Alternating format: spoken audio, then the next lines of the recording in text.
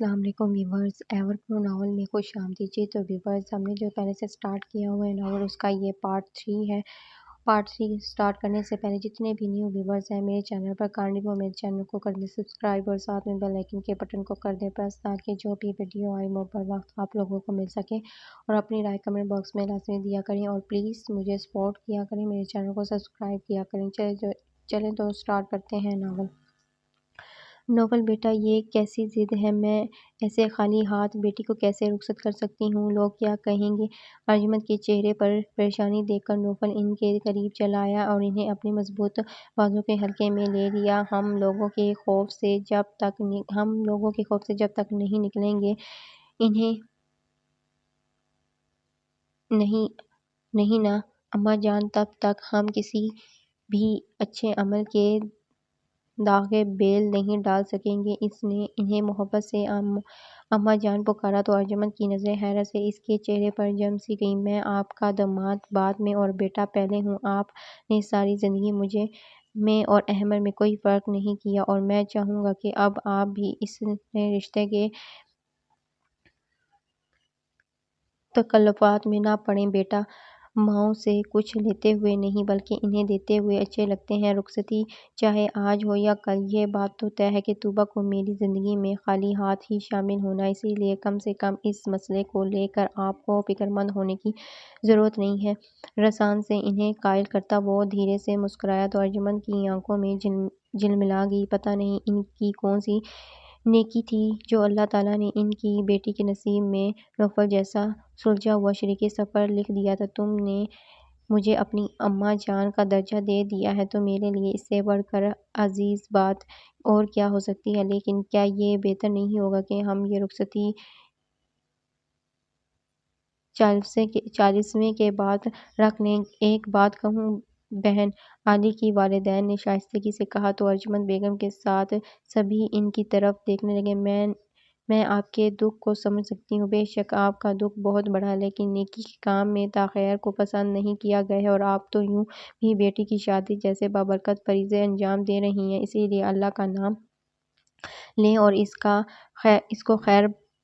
خیر کو پورا کریں۔ وہ ولیمہ آپ لوگوں کی بے شک چند ماہ بعد دھوم دھام سے رکھ لیں۔ وہ رسان سے گویا ہوئی تو ارجمند دل سے قائل ہو گئی۔ ٹھیک ہے، مجھے کوئی اعتراض نہیں ہے۔ ان کی بات سے نوفل کے چہرے پر اطمینان بھر مسکراہٹ بکھر گئی۔ لیکن ہم بچی کو رخصت کر لے جائیں گے کہاں؟ صباحت کی فکر ان کی رضامندی کی دلیل تھی۔ اس کی آپ بالکل فکر نہیں کریں آنٹی، میں سب کچھ ارینج کر رکھا ہے۔ علی نے ایک شرارت بھر نظر نوفل پر ڈالی تو وہ اپنی مسکراہٹ چھپانے کو چہرہ جھکا گیا۔ اچھا تو یہ تم دونوں کی ملی بھگت ہے؟ صباحت نے مسکراتے ہوئے آگے بڑھ کر علی کا کان پکڑا تو وہ سٹپٹا گیا۔ قسم سے میرا نہیں، آپ کے لاڈلے کا پلان تھا یہ، میں تو صرف دوستی نبھا رہا ہوں۔ اس کی دہائی پر سبھی ہنس پڑے تھے۔ اللہ پاک تم دونوں کے درمیان یوں ہی اتفاق رکھے۔ صباحت اس کی پشت تھپتھپاتے ارجمند کی طرف پلٹی۔ ہاں بھائی ارجمند، اجازت ہے پھر؟ بالکل بھابھی، آپ کی اپنی بیٹی ہے۔ وہ حوصلے سے مسکرائی تو صباحت نے آگے بڑھ کر انہیں خود سے لگا لیا۔ متحاشی سی طوبیٰ ارد گرد کا خیال کیے بغیر تیزی سے اپنی جگہ سے اٹھ کر کھڑی ہوئی تھی۔ کیا کر رہی ہیں آپی؟ ماہنور نے گھبرا کے مہمانوں کی طرف دیکھتے ہوئے اس کا ہاتھ تھاما۔ میں رخصتی نہیں کروانی، وہ روحانسی سے بولی تو ماہنور حیران پریشان بہن کا چہرہ دیکھنے لگی۔ یہ آپ کیسی باتیں کر رہی ہیں آپی؟ آپ کا نکاح ہوا ہے؟ ایکسکیوز می، ماہنور کے پیچھے ابھرنے والی آواز نے جہاں اس کی زبان کو بریک لگایا تھا وہیں طوبیٰ بھی جیسے خود میں لوٹ آئی تھی۔ اس نے چونکتے ہوئے نظر اٹھائی تھی اور نوفل جاں کی حسین محبت کو اپنے سامنے کھڑا دیکھ کر اس کا دل چاہا تھا کہ وہ چیخ کر اس شخص کو دھوکے بازی اپنی ماں سمیت سب پر واضح کر دے۔ طوبیٰ کو اپنی طرف متوجہ پا کے نگین کے لبوں پر ایک کاٹ دار مسکراہٹ آ ٹھہری تھی۔ مبارک ہو مس طوبیٰ حسن، میں حقیقتاً بہت لیٹ ہو گئی ہوں ہے نا؟ طوبیٰ کی آنکھوں میں دیکھتے ہوئے ذو معنی لہجے میں بولی تو صورتحال سے انجان ماہنور اخلاقاً مسکرا دیا۔ ارے نہیں، آپ تو بالکل صحیح موقع پر پہنچی ہیں، آپی کی رخصتی بس ابھی ہونے والی ہے۔ اس کی بات پر نگین نے زہر میں ڈوبی ایک نظر طوبیٰ کے چہرے پر ڈالی۔ اس کا بس نہیں چل رہا تھا کہ وہ اپنے مقابل کھڑے اور اپنے مقابل آنے والے اس وجود کے پرخچے اڑا دے جس نے اس کی بے خبری میں مانو اس کا دل ہی اس کے سینے سے نوچ نکالا ہو۔ ماہنور نے ساکت کھڑی طوبیٰ کا ہاتھ پکڑتے ہوئے اسے صوفے پر بٹھایا تھا۔ آپ بیٹھیں آپی، میں ابھی آتی ہوں۔ نگین کو بھی بیٹھنے کا اشارہ کرتے ہوئے وہ اندر کی جانب بڑھ گئی تھی۔ اس منظر سے ہٹتے ہی نگین نے اپنے اندر امڑتے نفرت کے طوفان کا رخ توبہ کی جانب موڑ دیا تھا۔ مجھے معلوم ہوتا کہ تم سی معمولی لڑکی میری محبت پر شب خون مارنے کی جرات کرے گی تو یقین مانو میں اس بھیگتی شام میں ہی تمہاری ذات کو مٹی میں ملا دیتی۔ اس کی آواز میں سانپ کی پھنکار تھی۔ وہ پر نفرت میں ڈوبی نیچی ہوئی کھڑی تھی۔ اس کی نفرت طوبیٰ کو گنگ کر گئی تھی۔ وہ سنسناتے ہوئے دماغ کے ساتھ اس کا انگارے کی طرح دہکتا ہوا چہرہ دیکھ گئی تھی۔ مگر یاد رکھنا نوفل جہاں میرا تھا، میرا ہے اور میرا ہی رہے گا۔ تم اس کی کوئی مجبوری تو ہو سکتی ہو، لیکن محبت کبھی نہیں بن سکتی۔ تم ہمارے درمیان کبھی نہیں آ سکتی، سمجھی؟ دانت پیستے وہ ایک جھٹکے سے پلٹی تھی، لیکن سامنے سے نوفل کی فیملی دیگر احباب کے ساتھ لان میں داخل ہوتا دیکھ کر وہ اپنی جگہ پر جم گئی تھی۔ ایک غبار تھا جو نگین کو اپنے اندر اٹھتا محسوس ہوا تھا۔ جی چاہ رہا تھا کہ وہ اس شخص سمیت سب کچھ تہس نہس کر کر رکھ دے۔ تبھی مسکراتے ہوئے نوفل جہاں کی نظر سامنے اٹھی تھی اور طوبیٰ سے ذرا فاصلے پر نگین کو کھڑا دیکھ کر اس کی مسکراہٹ سمٹ گئی تھی۔ نظروں کے اس تصادم نے نگین کی آنکھوں میں شعلہ سا بھر دیا تھا۔ علی اور محبوب کے علاوہ زحا اور صباحت بھی اسے دیکھ چکی تھی۔ اس کی یہاں موجودگی نے ان سب کو شاکڈ کر دیا تھا۔ یہ یہاں تک کیسے پہنچ گئی؟ صباحت نے حیرت سے بیٹے کی طرف دیکھا۔ نوفل نے ایک گہری سانس لی۔ آپ لوگ چلیں، میں دیکھتا ہوں، وہ کہتا ہوا نگین کی جانب بڑھا تھا۔ اسے اپنی طرف آتا دیکھ کر نگین فاروق بھی دھیرے دھیرے قدم اٹھاتی نوفل جہاں کے مقابلے آ کھڑی ہوئی تھی۔ طوبیٰ کی نظریں نہ چاہتے ہوئے بھی ان دونوں پر ٹھہر سی گئی تھیں۔ تم نے تو مجھے اپنی شادی میں بلانے کی زحمت نہیں کی، مگر دیکھو میں خود ہی تمہاری اس ایمرجنسی شادی میں چلی آئی۔ ایمرجنسی ہی نافذ تھی نہ اس گھر میں۔ بقول تمہارے لہجے میں طنز کی کاٹ لیے اس نے نوفل جہاں کو ہوٹل میں ہونے والی اس کی گفتگو کا حوالہ دیا تو نوفل نے ایک گہری نظر اس کے چہرے پر ڈالی۔ وہ اس وقت جس جذباتی کیفیت سے گزر رہی تھی نوفل کو اس کا بخوبی اندازہ تھا۔ جب بھی اس نے خاموشی اختیار کی رکھی تھی۔ بہت برا کیا نوفل جہاں، بہت برا۔ ان 10 سالوں میں کون سا ایسا لمحہ تھا جب میں نے اپنی محبت، اپنی ذات میں کوئی کمی تلاش نہیں کی؟ تمہاری بے اعتنائی کی وجہ سے میں ہمیشہ خود میں کھوجتی رہی، جبکہ کھوٹ تو تمہارے اندر تھا۔ تم اس 2 ٹکے کی لڑکی کی محبت بس۔ نوفل کی برداشت کی حد جواب دے گئی تھی۔ میرے خیال میں تمہیں اب چلنا چاہیے، وہ ٹھنڈے اور قطعی لہجے میں بولا تو نگین کا چہرہ اہانت کے احساس سے سلگ اٹھا۔ میں تو یہاں سے چلی جاؤں گی، لیکن یہ عزت افزائی میں ہمیشہ یاد رکھوں گی مسٹر نوفل۔ قہر برساتی نظروں سے اسے دیکھتی وہ تیز قدموں سے باہر کی جانب بڑھ گئی تھی۔ نوفل نے ایک گہری سانس لیتے ہوئے اپنے تنے ہوئے اعصاب کو پرسکون کرنے کی کوشش کی تھی۔ نگین سے بخیر و عافیت گلو خاصی پر صباحت اور زحا نے شکر کا کلمہ پڑھا تھا۔ اس کی یہ خاموشی پسپائی علی اور محبوب کے لیے بھی کافی حیران کن تھی۔ مہمانوں میں رخصتی کی اطلاع نے خوشگوار سی ہلچل مچا دی تھی۔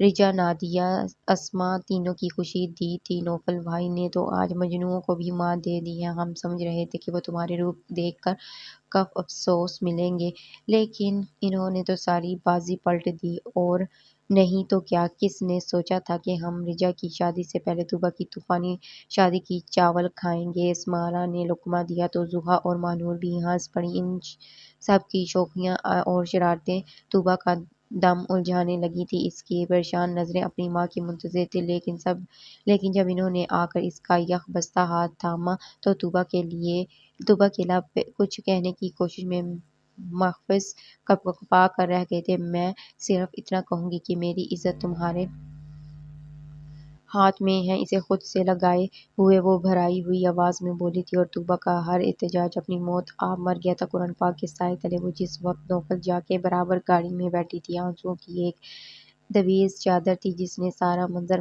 دھندلا دیا تھا۔ اس کا دل اپنی بے بسی اور ساتھ بیٹھے شخص کی بے بسی پر شدت سے ماتم کرنا تھا۔ کمرے کا دروازہ کھلنے پر خوشبوؤں کی جھونکیں نے طوبیٰ کا استقبال کیا تھا۔ وہ گھبرا کے دہلیز پر ہی رک گئی تھی۔ چلو بیٹا، صباحت کی نرم لہجے پر طوبیٰ نے لب دانتوں تلے دباتے ہوئے اپنی ہمت مجتمع کی تھی۔ کمرے میں پہنچ کے وہ ایک لمحے کے لیے محوت رہ گئی تھی۔ سرخ گلابوں اور موتیوں کے پھولوں کی خوبصورت سجاوٹ کے درمیان جا بجا جلتے موم بتیوں اور نیٹ کی مہ آرائش نے ماحول کو بے پناہ افسو خزاں بنا دیا تھا۔ علی نے ان کے لیے شہر کے بہترین ہوٹل میں کمرہ ارینج کروا دیا تھا۔ اف کتنی خوبصورت ڈیکوریشن ہے! صباحت کے باہر نکلتے ہی زحا کھل کر مسکراتے ہوئے اس کی طرف پلٹی تھی۔ تمہیں روم پسند آیا زحا؟ میرا دل گھبرا رہا ہے۔ اس کے سوال کا جواب دینے کے بجائے وہ روکھ لہجے میں بولی تو زحا کی ہنسی چھوٹ گئی۔ دل کیوں گھبرا رہا ہے نوفل بھائی؟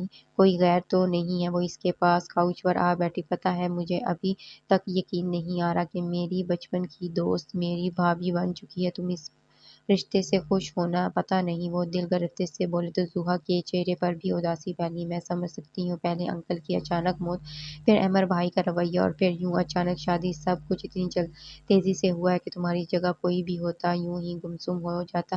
زحا نے اس کا ہاتھ پکڑا۔ لیکن تم دیکھنا، اللہ کے حکم سے نوفل بھائی تمہاری ہر تکلیف کا اپنی محبت سے مداوا کریں گے۔ تم نہیں جانتی لیکن وہ تم سے بہت محبت کرتے ہیں طوبیٰ اس کی آنکھوں میں دیکھے۔ زحا دھیرے سے مسکرائی تو وہ چونک کر اس کا چہرہ تکنے لگی۔ یہ تم کس نے کہا؟ بھائی نے خود بتایا ہے یار، وہ شوخی سے بولی تو طوبیٰ کے لبوں پر ایک طرح مسکراہٹ پھیل گئی۔ اگر ایسی بات ہے تو وہ کون تھی جو آج فنکشن میں چلی آئی تھی؟ طوبیٰ کے سوال پر زحا دھک سے رہ گئی۔ یہ کیا کہہ رہی تھی؟ یقیناً نگین نے ان سب کی غیر موجودگی میں کوئی نہ کوئی فطور ضرور پلایا تھا جو طوبیٰ یہ سوال کر رہی تھی۔ اس نے کچھ کہا ہے تم سے؟ زحا کے لہجے میں بولتے اندیشے۔ طوبیٰ کی مسکراہٹ گہری کر گئی۔ یہ میرے سوال کا جواب نہیں زحا۔ وہ دیکھو طوبیٰ، وہ لڑکی ایک نمبر کی مکار ہے۔ تم پلیز اس کی کسی بات پر آنکھیں بند کر کے یقین مت کرنا۔ تبھی دروازہ کھول کر صباحت اندر چلی آئی۔ ماں کے چہرے پر نظر پڑتے ہی زحا خاموش ہو گئی تھی۔ اچھا بیٹا، ہم جا رہے ہیں۔ صباحت طوبیٰ کے قریب چلی آئی تو وہ اپنی جگہ سے اٹھ کھڑی ہوئی۔ اللہ پاک میرے بچوں کو ہمیشہ خوش رکھے۔ انہوں نے اس کی پیشانی چومتے ہوئے خود سے لگایا تو طوبیٰ کی آنکھیں بھر آئیں۔ زندگی اب نہ جانے کس طور گزرنے والی تھی۔ کجا کے خوشیاں دکھ سے سوچتے ہوئے اس نے اپنی پلکیں جھکا لی تھیں۔ زحا کمرے سے باہر آئی تو اس کی نظر نوفل کی متلاشی تھی۔ اسے آلے کے ساتھ باتیں کرتا دیکھ کر وہ تیز قدموں سے اس کی طرف چلی آئی تھی۔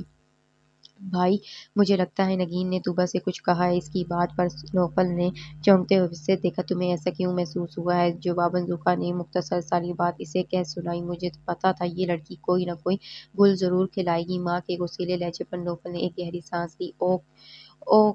اوہو، کچھ نہیں ہوتا۔ اس نے اگر کچھ بھی کہا بھی ہوگا تو تمہاری بھائی ہے نا، وہ خود ہی اگلے پچھلے سارے گلے دور کر لے گا۔ علی کساد ہلکے پھلکے انداز میں بولا۔ مگر بھائی فکر مت کرو زحا، اگر ایسی کوئی بات ہوئی تو میں اس کی غلط فہمی دور کر دوں گا۔ گھر والوں کو خیر بار کہہ کے نوفل اپنے کمرے کی طرف چل آیا تھا۔ اس کے اس اچانک اقدام نے یقیناً طوبیٰ کی کشیدگی کو کچھ اور بڑھا دیا تھا، لیکن اسے اپنی محبت پر بھروسہ تھا۔ وہ آج ہر ادھوری سچائی مکمل کرنے کا خواہاں تھا۔ وہ اسے بتانا چاہتا تھا کہ وہ اس سے بے انتہا محبت کرتا ہے، اور آج سے نہیں بلکہ تب سے کرتا ہے جب وہ محبت کے مفہوم سے آشنا بھی نہ تھی۔ اس نے اگر ماضی میں کوئی تلخ قدم اٹھایا تھا تو کسی بدنیتی کے تحت نہیں، بلکہ صرف اس کے لیے کہ وہ اس کی معصومیت کو اپنے حالات کی سختی کے بھیٹ نہیں چڑھانا چاہتا تھا۔ وہ اس کی ذات کو انتظار کی بھٹی نہیں جھونکنا چاہتا تھا، اور بس۔ وہ طوبیٰ کے چہرے پر اب اپنے نام کے رنگ دیکھنے کا خواہشمند تھا۔ وہ اس کے ستارہ آنکھوں میں اپنا عکس دیکھنا چاہتا تھا۔ دروازہ کھلنے کی آواز پر آئینے کے سامنے کھڑی طوبیٰ نے پلٹ کر پیچھے دیکھا تھا۔ نوفل کے چہرے پر نگاہ پڑتے ہی وہ رخ موڑ کر پھر سے اپنے کام میں مصروف ہو گئی تھی۔ نوفل نے ایک محظوظ نظر اس کی پشت پر ڈالی تھی۔ طوبیٰ کی ہمیشہ سے یہ عادت رہی تھی کہ وہ جب بھی شدید ناراض ہوتی تھی خاموش اختیاری کر لیتی تھی۔ نوفل نے دروازہ بند کیا تھا اور دھیرے دھیرے قدم اٹھانے لگا تھا۔ اس لحاظ باللحاظ آئینے میں اپنی طرف بڑھتا دیکھ کر طوبیٰ کی ساری بے نیازی ہوا ہو گئی تھی۔ وہ دم سادے سے ہی دیکھتی چلی گئی تھی، یہاں تک کہ وہ چلتا ہوا اس کے پیچھے آن کھڑا ہوا تھا۔ دونوں کی نگاہیں آئینے میں ایک دوسرے کہ ایک دوسرے پر جم کر رہ گئی تھی۔ بلیک ٹو پیس میں نوفل بے حد وجیح لگ رہا تھا۔ طوبیٰ کی دھڑکنوں میں ارتعاش سا برپا ہو گیا تھا، جبکہ نوفل اسے اپنی پسند کے لباس میں مہکتا دیکھ کر پلکیں جھپکانا بھول گیا تھا۔ وہ بے حد حسین لگ رہی تھی۔ کیوں اپنا روپ خراب کر رہی ہو بھئی؟ تو میں نے تو ابھی جی بھر کے دیکھا بھی نہیں ہے، وہ گمبھیر لہجے میں اس کے عکس سے مخاطب ہوا تو طوبیٰ کا دل دھڑک اٹھا۔ نہ چاہتے ہوئے بھی اس کے آئیز رنگین ہو گئے تھے۔ نوفل نے اس کے قوس قزح کو بڑے دلچسپی سے دیکھا تھا۔ وہ نظر چڑھاتے اس کے پہلو سے نکل جانے کی خواہش میں جو ہی آگے بڑھی تھی، نوفل نے اس کا ہاتھ تھام لیا تھا۔ فضا میں یخلک چوڑیوں کی جھنکار بکھر گئی تھی۔ میرا ہاتھ چھوڑ دیں، یہ تم ہر وقت چھوڑنے چھڑانے کی بات کیوں کرتی رہتی ہو؟ نوفل نے شرارت سے مسکراتے ہوئے اس کی طرف دیکھا تو طوبیٰ کی بھویں تن گئیں، مگر وہ بولی کچھ نہیں۔ اس کی خاموشی پر نوفل دھیرے سے ہنس پڑا۔ اچھا بابا، غصہ تھوک دو۔ میں مانتا ہوں کہ میں نے تم سے چیٹنگ کی، and I am sorry for that. اس کی بعد طوبیٰ کے لبوں پر تلخ مسکراہٹ بکھر گئی۔ آپ دھوکے کے علاوہ اور دے بھی کیا سکتے ہیں؟ اس کے لہجے کی کاٹ نوفل جا کی آنکھوں کی چمک مانند کر گئی۔ کیا ہم پھر سے دوست نہیں بن سکتے؟ وہ پھیکی سی مسکراہٹ لیے بولا تو طوبیٰ کے چہرے پر استحضاء رنگ پھیل گئے۔ ہم پہلے بھی کبھی دوست رہ چکے ہیں کیا؟ دیکھو طوبیٰ، دیکھنے کی مجھے نہیں، آپ کو ضرورت ہے۔ میں نہیں جانتی کہ آپ کی کس ذاتی مفاد نے آپ کو آپ کے 10 سالہ بے نیازی تکلف کرنے اور مجھ سے شادی پر اکسایا ہے، لیکن میرا اب آپ سے کوئی مفاد وابستگی نہیں۔ آپ بھول سکتے ہیں جو کچھ آپ نے کہا اور کیا تھا، لیکن میں کچھ نہیں بھولی، نہ آپ کا مجھے دھتکارنا اور نہ ہی دھکیل کر مجھے میری نظروں سے گرانا۔ اس لیے میرے سامنے کم سے کم محبت کا ڈرامہ رچانے کی ضرورت نہیں ہے۔ آپ کی محبت وہی ہے جو آپ کے عشق میں مبتلا ہو کر آپ کے نکاح تک میں پہنچ گئی تھی، لیکن پھر بھی دیکھ لو، نکاح میرا اس سے نہیں تم سے ہی ہوا ہے۔ اس کی آنکھوں میں دیکھتا وہ شوخی سے بولا، اور اسی بات کا آپ کو شاید فائدہ اٹھانا چاہ رہی ہیں۔ کاٹدار تاثرات چہرے پر سجائے اس نے نوفل جا کے ہاتھ میں دبے اپنے ہاتھ کی جانب اشارہ کیا تو اس تمام عرصے میں پہلی بار نوفل کے لبوں سے مسکراہٹ غائب ہو گئی۔ فائدہ؟ شاید تم بھول رہی ہو کہ بیوی ہو تم میرا میں حق رکھتا ہوں میں تم پر۔ نوفل کا لہجہ اچانک ٹھہر سا گیا تھا۔ میری اجازت کے بغیر آپ مجھ پر کوئی حق نہیں جتا سکتے، وہ دو بدو بولی تو نوفل جا کے لبوں پر تسمخرانہ مسکراہٹ بکھر گئی تھی۔ اس نے ایک طنز نظر طوبیٰ کے چہرے پر ڈالی تھی اور اگلے ہی پل اپنے ہاتھ میں پکڑے طوبیٰ کے ہاتھ کو مخصوص ایک جھٹکا دیا تھا اور آن کی آن میں وہ اس کے مضبوط بازو میں تھی۔ بے یقینی کی مارے طوبیٰ کی آنکھیں پھیل گئی تھیں۔ اب بتاؤ کس کی اجازت درکار ہے مجھے؟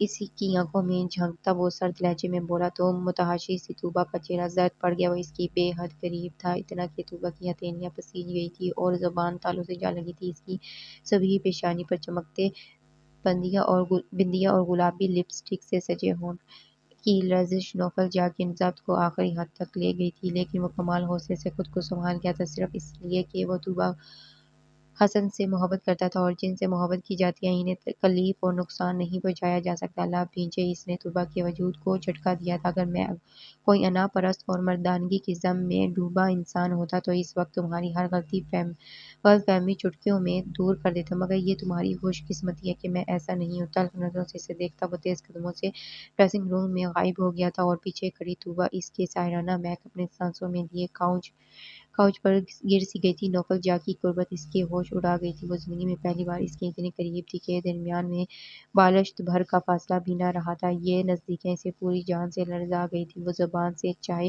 نفرت کے ہزار راگیں کیوں نہ لاپتی رہتی، مگر سچ تو یہی تھا نا کہ اس کا دل آج بھی اپنی زخم خوردہ محبت کو سینے سے لگائے بیٹھا تھا۔ اپنی کمزوری پر اس کا دل بے اختیار بھر آیا تھا۔ وہ چہرے پر ہاتھ رکھے بے آواز سسک اٹھی تھی۔ چند لمحوں بعد کمرے میں کھٹ پٹ کی آوازوں نے اسے سر اٹھانے پر مجبور کر دیا تھا۔ نوفل کو نائٹ سوٹ میں دیکھ کر وہ لب کاٹتی سیدھی ہو بیٹھی تھی۔ نوفل اسے نظر انداز کیے بیڈ کی جانب چلا آیا تھا۔ ایک تکیہ اٹھاتے ہوئے اس نے خوبصورت کوشنز اور گلابوں کی سرخ پتیوں سے مہکتی چادر کو ایک جھٹکا دیا تھا اور چادر اپنی تمام تر سجاوٹ میں زمین بوس ہو گئی تھی۔ طوبیٰ نے سہم کر نوفل کی طرف دیکھا۔ اس کے تیور بری طرح اکھڑے ہوئے تھے۔ تکیہ بیڈ پر رکھتے ہوئے وہ اس پر نگاہیں غلط ڈالے بنا سوئچ بورڈ کی جانب بڑھا تھا۔ اگلے ہی پل کمرہ ہر مصنوعی روشنی سے عاری، صرف موم بتیوں کی ٹمٹماتی لوؤں سے جگمگا اٹھا تھا، مگر ماحول کی ساری افسوخیزی کہیں غائب ہو گئی تھی۔ طوبیٰ نے ایک چور نظر نوفل جاں پر ڈالی تھی۔ وہ اس کی موجودگی سے بے نیاز آنکھوں پر بازو رکھے لیٹ گیا تھا، مکمل نگاہوں سے اسے تکتے ہوئے۔ طوبیٰ نے اپنا سر کاؤچ کی پشت سے ٹکا دیا تھا۔ ارد گرد جلتی شمعیں دھیرے دھیرے پگھلنے لگی تھیں۔ ان دونوں کے دل بھی شب بھر ان کے ساتھ جل کر خاک ہوتے رہے تھے، اور محبت دور بیٹھی انہیں اداس نظروں سے تکتی رہی تھی۔ نگین فاروق کے کمرے کا تنکا تنکا بکھرا ہوا تھا۔ نوفل اور اپنی یادگار تصویریں سے لے کر چھوٹے بڑے تحفوں تک اس نے ہر چیز کے ٹکڑے اڑا دیے تھے۔ وہ پچھلے کچھ دنوں سے اپنی فیملی کے ساتھ اسلام آباد میں ہی۔ یہی وہ وقت تھا جب قسمت نے اپنی چال چل دی تھی۔ اس کی سہیلی کا فون تب آیا تھا جب پانی سر سے گزر چکا تھا۔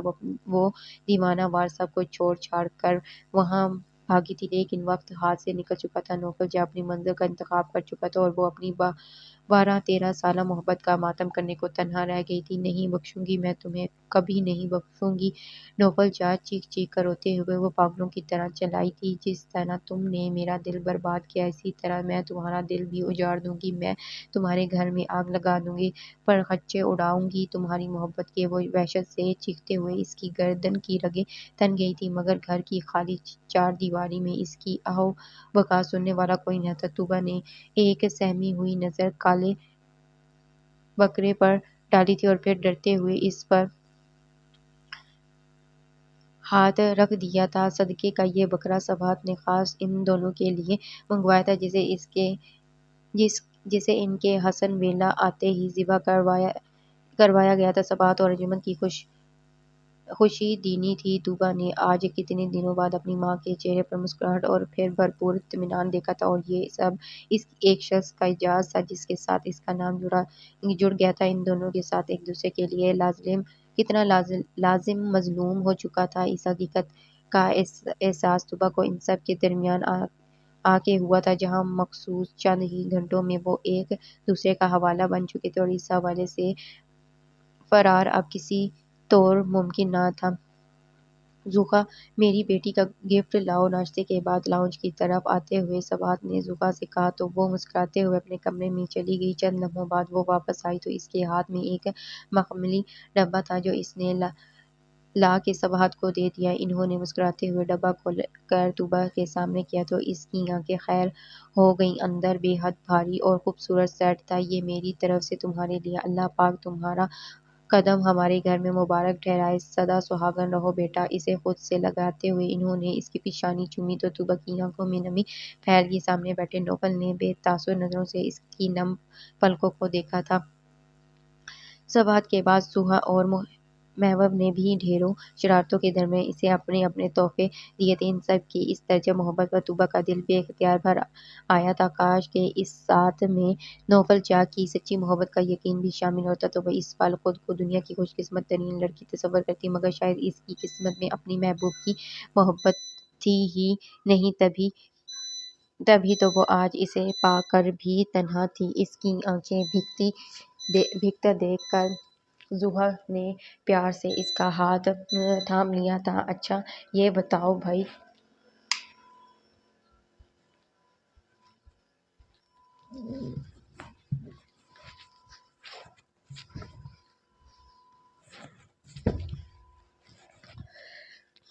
خوش قسمت ترین لڑکی تصور کرتی، مگر شاید اس قسمت میں اپنے محبوب کی محبت تھی ہی نہیں، تبھی وہ آج اسے پا کر بھی تنہا تھی۔ اس کی آنکھیں بھیگتی دیکھ کر زوہا نے پیار سے اس کا ہاتھ تھام لیا تھا۔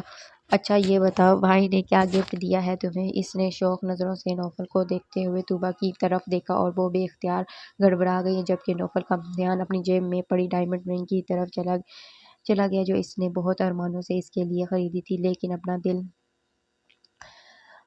محبوب نے شرارت سے بات اچکی، میرے خیال میں گردے گفٹ کیے ہیں۔ نوفل نے عالی نے مخصوص زندگی سے قیاس آرائی کی تو سبھی ہنس پڑے۔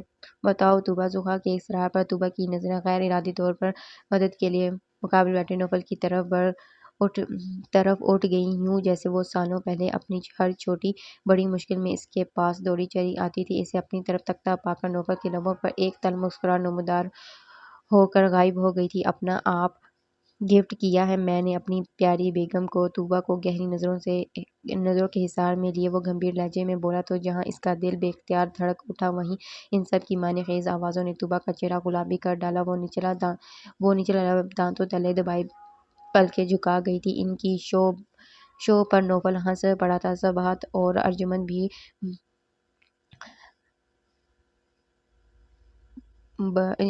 بھی بردبار سے نوفل کا یہ رویہ دیکھ کر خوشگوار سی حیرت میں گھرے اسے مسکراتی نظروں سے دیکھ رہی تھیں۔ آپ تو بہت رومانٹک نکلے بھائی، میں تو آپ کو بہت شریف النفس قسم کا آدمی سمجھتا تھا۔ محبوب کی چھیڑنے پر سبھی ہنس پڑے تھے۔ بہت سستے میں چھوٹے ہیں آپ، یہ زیادتی ہے میرے دوست کے ساتھ۔ سہیگ کی صدائے احتجاج پر نوفل نے مسکراتے ہوئے بہن کی طرف دیکھا اور پھر کچھ سوچ کر جیب میں ہاتھ ڈالا۔ چھوٹی سی مخمل کی ڈبیا باہر آتے ہی ان سب کی تالیاں بے اختیار بجی تھیں۔ طوبا نے گھبرا کر نظریں اٹھائی تھیں۔ نوفل جا کے ہاتھ پر نگاہ پڑتے ہی وہ حیران رہ گئی تھی۔ نوفل اپنی جگہ سے اٹھا تھا اور اعتماد سے چلتا ہوا طوبا کے برابر آ بیٹھا تھا۔ اس کا ارادہ بھانپ کر محبوب نے تیزی سے اپنا موبائل اٹھایا اور اس خوبصورت لمحے کو ہمیشہ کے لیے قید کر لینا چاہا تھا۔ طوبا کے پاس بیٹھے نوفل نے بہت آرام سے ڈبیا کھولی تھی اور انتہائی سکون سے اس کا گود میں رکھا ہاتھ تھام کر اس کی انگلی میں انگوٹھی پہنا دی تھی۔ لاؤنج کے ایک بار پھر سب کی تالیوں سے گونج اٹھا تھا۔ صباحت اور زوکھا نے دل میں بے اختیار اللہ کا شکر ادا کیا تھا۔ نگین والی غلط فہمی یقیناً دور ہو گئی تھی۔ دوسری طرف علی کا بھی کچھ ایسا ہی خیال تھا۔ وہ موقع ملتے ہی نوفل کے گلے آ لگا تھا۔ بہت مبارک ہو میرے دوست، لگتا ہے تم دونوں کے درمیان ہر نئی پرانی رنجش دور ہو گئی ہے۔ اسے خود سے لگائے وہ خوشگوار لہجے میں بولا تو نوفل جا کے لبوں پر ایک پھیکی سی مسکراہٹ آ ٹھہری۔ اللہ تعالیٰ تمہارے دل اور گھر کو یوں ہی شاد آباد رکھے، میں تمہارے لیے بہت بہت خوش ہوں۔ اس نے جوش سے نوفل کے ہاتھ دبائے تو وہ اپنے چہرے پر پھیلتی شائستگی چھپانے کو کھل کر مسکرا دیا تھا۔ ماہنور، صباحت کی آواز پر چائے بناتی ماہنور نے پلٹ کر دیکھا تھا۔ صباحت کچن کے دروازے میں کھڑی تھی۔ جی آنٹی، بیٹا علی کی امی کے سر میں بہت درد ہے، اگر کوئی دوا ہے تو انہیں دے دو۔ میں ابھی دیتی ہوں، وہ برنر آہستہ کرتی آگے بڑھی تھی۔ وہ اپنے کمرے میں ہے۔ ان کی بات پر وہ اس بات میں سر ہلاتی لاؤنج میں چلی آئی تھی۔ دراز میں سے دعا لے کر وہ تیز قدموں سے سیڑھیاں پلانگتی اوپر آئی تھی اور اس کا دھیان چولہے پر رکھی چائے پر تھا۔ عجلت میں جوں ہی اس نے راہداری میں قدم رکھا تھا، وہ دوسری طرف سے آتے محبوب سے بری طرح ٹکرا گئی تھی۔ آہستہ آہستہ چلو لڑکی، محبوب کے ہاتھوں نے غیر ارادی طور پر اسے سنبھالا تھا۔ ماہنور کا چہرہ مارے خفت کے سرخ ہو گیا تھا۔ اس نے پیچھے ہٹنے کی کوشش میں تیزی سے سیدھا ہونا چاہا، لیکن اس کے لبوں سے نکلنے والی کرا بے اختیار تھی۔ اس کے بال محبوب کی شرٹ کے بٹن میں پھنس گئے تھے۔ ایک منٹ وہ خود بھی اس عجیب سی صورتحال سے بوکھلا گیا تھا۔ ہاتھ بڑھاتے ہوئے اس نے اس کے لمبے بالوں کی الجھن کو اپنے بٹن میں سے نکالنے کی کوشش کی تھی، مگر دونوں ہی ایک دوسرے کی جان بخشی پر آمادہ نظر نہ آتے تھے۔ شرمندگی کے باعث ماہنور کی پیشانی پر پسینہ پھوٹ نکلا تھا۔ محبوب جا کے کپڑوں سے اٹھتی کولون کی مہک اس کی گھبراہٹ میں اضافہ کر رہی تھی۔ نکل گئی۔ محبوب نے پریشان ہو کر بالوں کو ہلکا سا جھٹکا دیا تو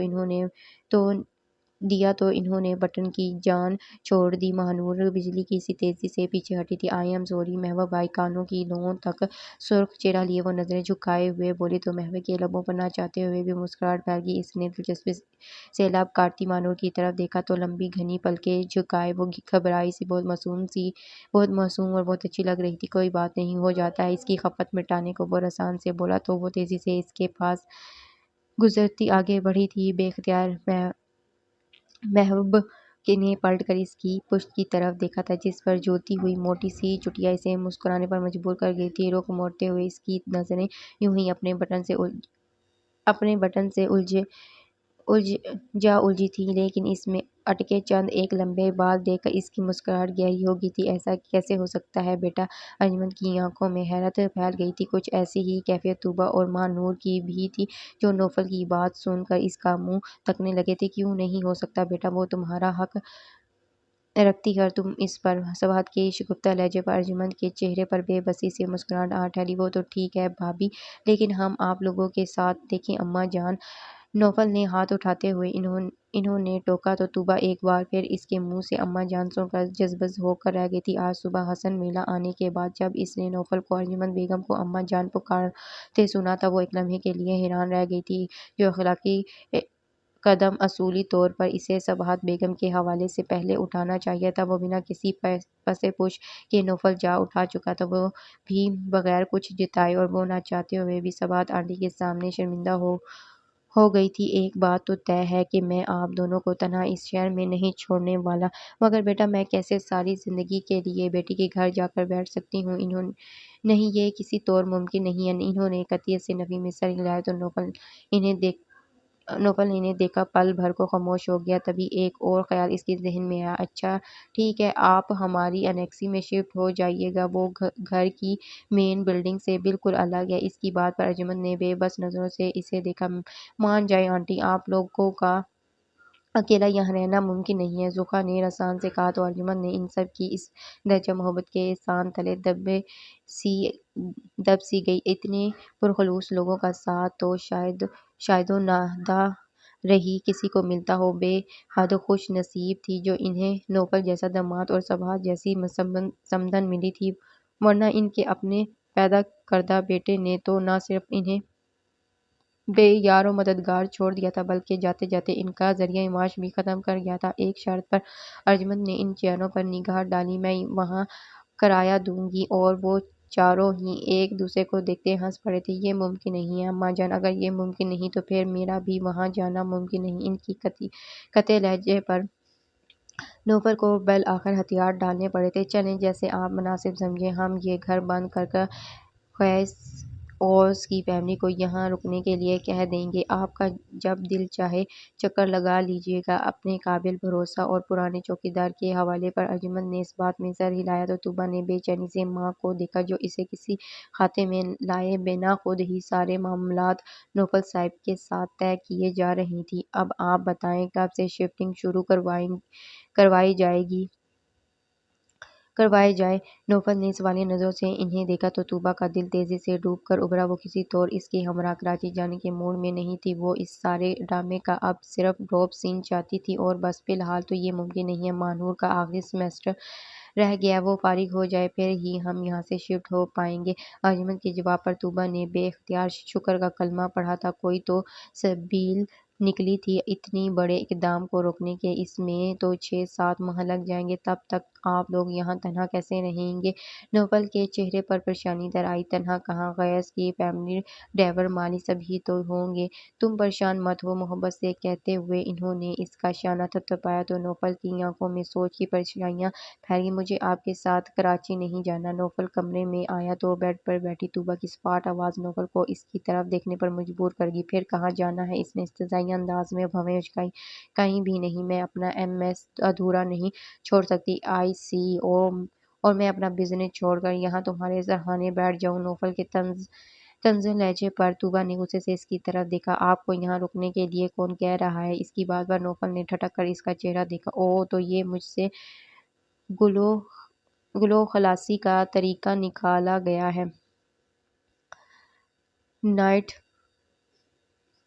नॉट बैड मिसेस नौफल जा दिल जलाती मुस्कुराहट के लिए वो इसके पास आ बैठा तो तूबा गड़बड़ा सी गई। ऐसी कोई बात नहीं है, वो पीछे को खिसकी थी। तभी नौफल ने हाथ बढ़ाकर इसकी कलाई थाम ली थी। फिर कैसी बात है? अचानक इसकी तरफ झुकता वो गंभीर लहजे में बोला तो तूबा का दिल उछल कर हलक में आ गया। इसकी फीकी फैली फैली सी आंखें नौफल जाके कातिल कदोखाल पर जमी थी जो इसके बेहद करीब था। अगर चंद लम्हे मुझे मजीद इन नज़रों से देखा तो अपनी किसी भी अमल का जिम्मेदार मैं नहीं हूँगा। इसकी आंखों में देखता लो देती लहजे में बोला तो तूबा ने घबरा कर अपनी पलकें झुका ली। इसकी हरकत नौफल को धीरे से हंसने पर मजबूर कर गई। इसकी गंभीर हंसी की आवाज़ पर नजरें झुकाई बैठी तूबा की धड़कनें तेज हो गई थी। हाँ तो क्या कह रही थी तुम? इसकी निगाहें तूबा की लचती पलकों पर जमी थी। पहले आप पीछे हटें। इसे अपनी आवाज़ हलक में फंसती महसूस हुई थी। रात तक तुम बड़ी तुरम खान बनी होती थी।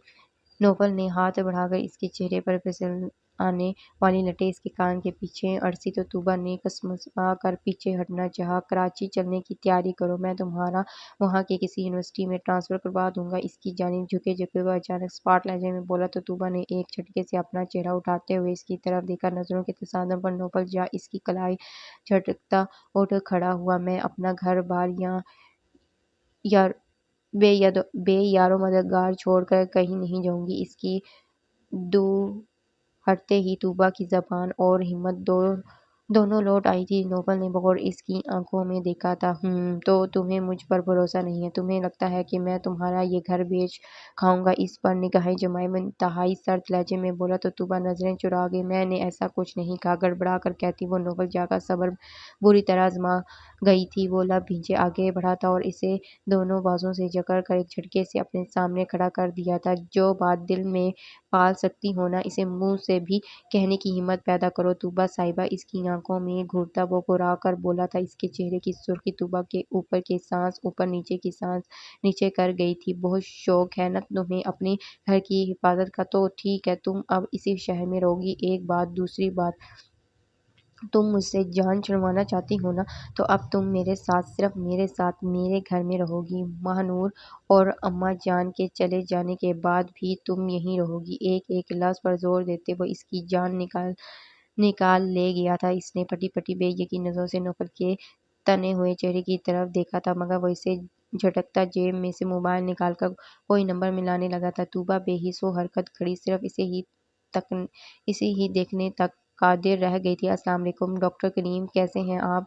दूसरी तरफ से कॉल रिसीव होते हुए वो खुश दिली से गोया हुआ था। मैं भी बिल्कुल ठीक हूँ। इनकी बात का जवाब देता वो कमरे की वस्त में आन खड़ा हुआ था। मैंने तय किया है कि आपके अस्पताल के प्रोजेक्ट को मैं खुद सुपरवाइज करूंगा, इसलिए आप अपने कहे के मुताबिक मेरी रिहाइश का बंदोबस्त करो करवा दीजिए। मैं एक दो दिन के अंदर अंदर वहाँ अपनी मिसेज के साथ शिफ्ट होना चाहूँगा।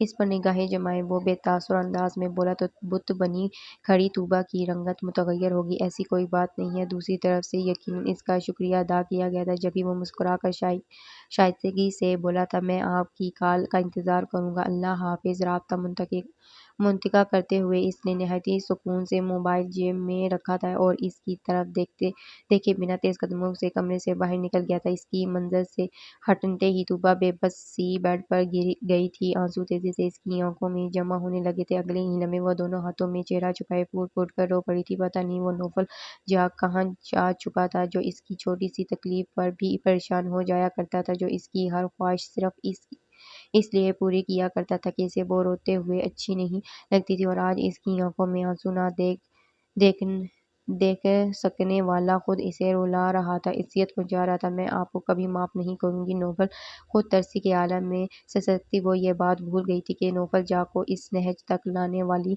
वो खुद ही थी। नोबल के इस फैसले को आली और महबूब के साथ साथ सबात और जुका ने भी पसंद किया था। तूबा की पढ़ाई और अस्पताल के प्रोजेक्ट की तकमील तक लाहौर में रुकने का फैसला एक मकबूल तजवीज़ थी, जिससे मुतमईन होकर बाकी सब अपनी वापसी की तैयारियों में लग गए थे। नौफल ने अर्जुमंद बेगम के हसन मेला में अपनी और तूबा की रहाइश की तजवीज़ को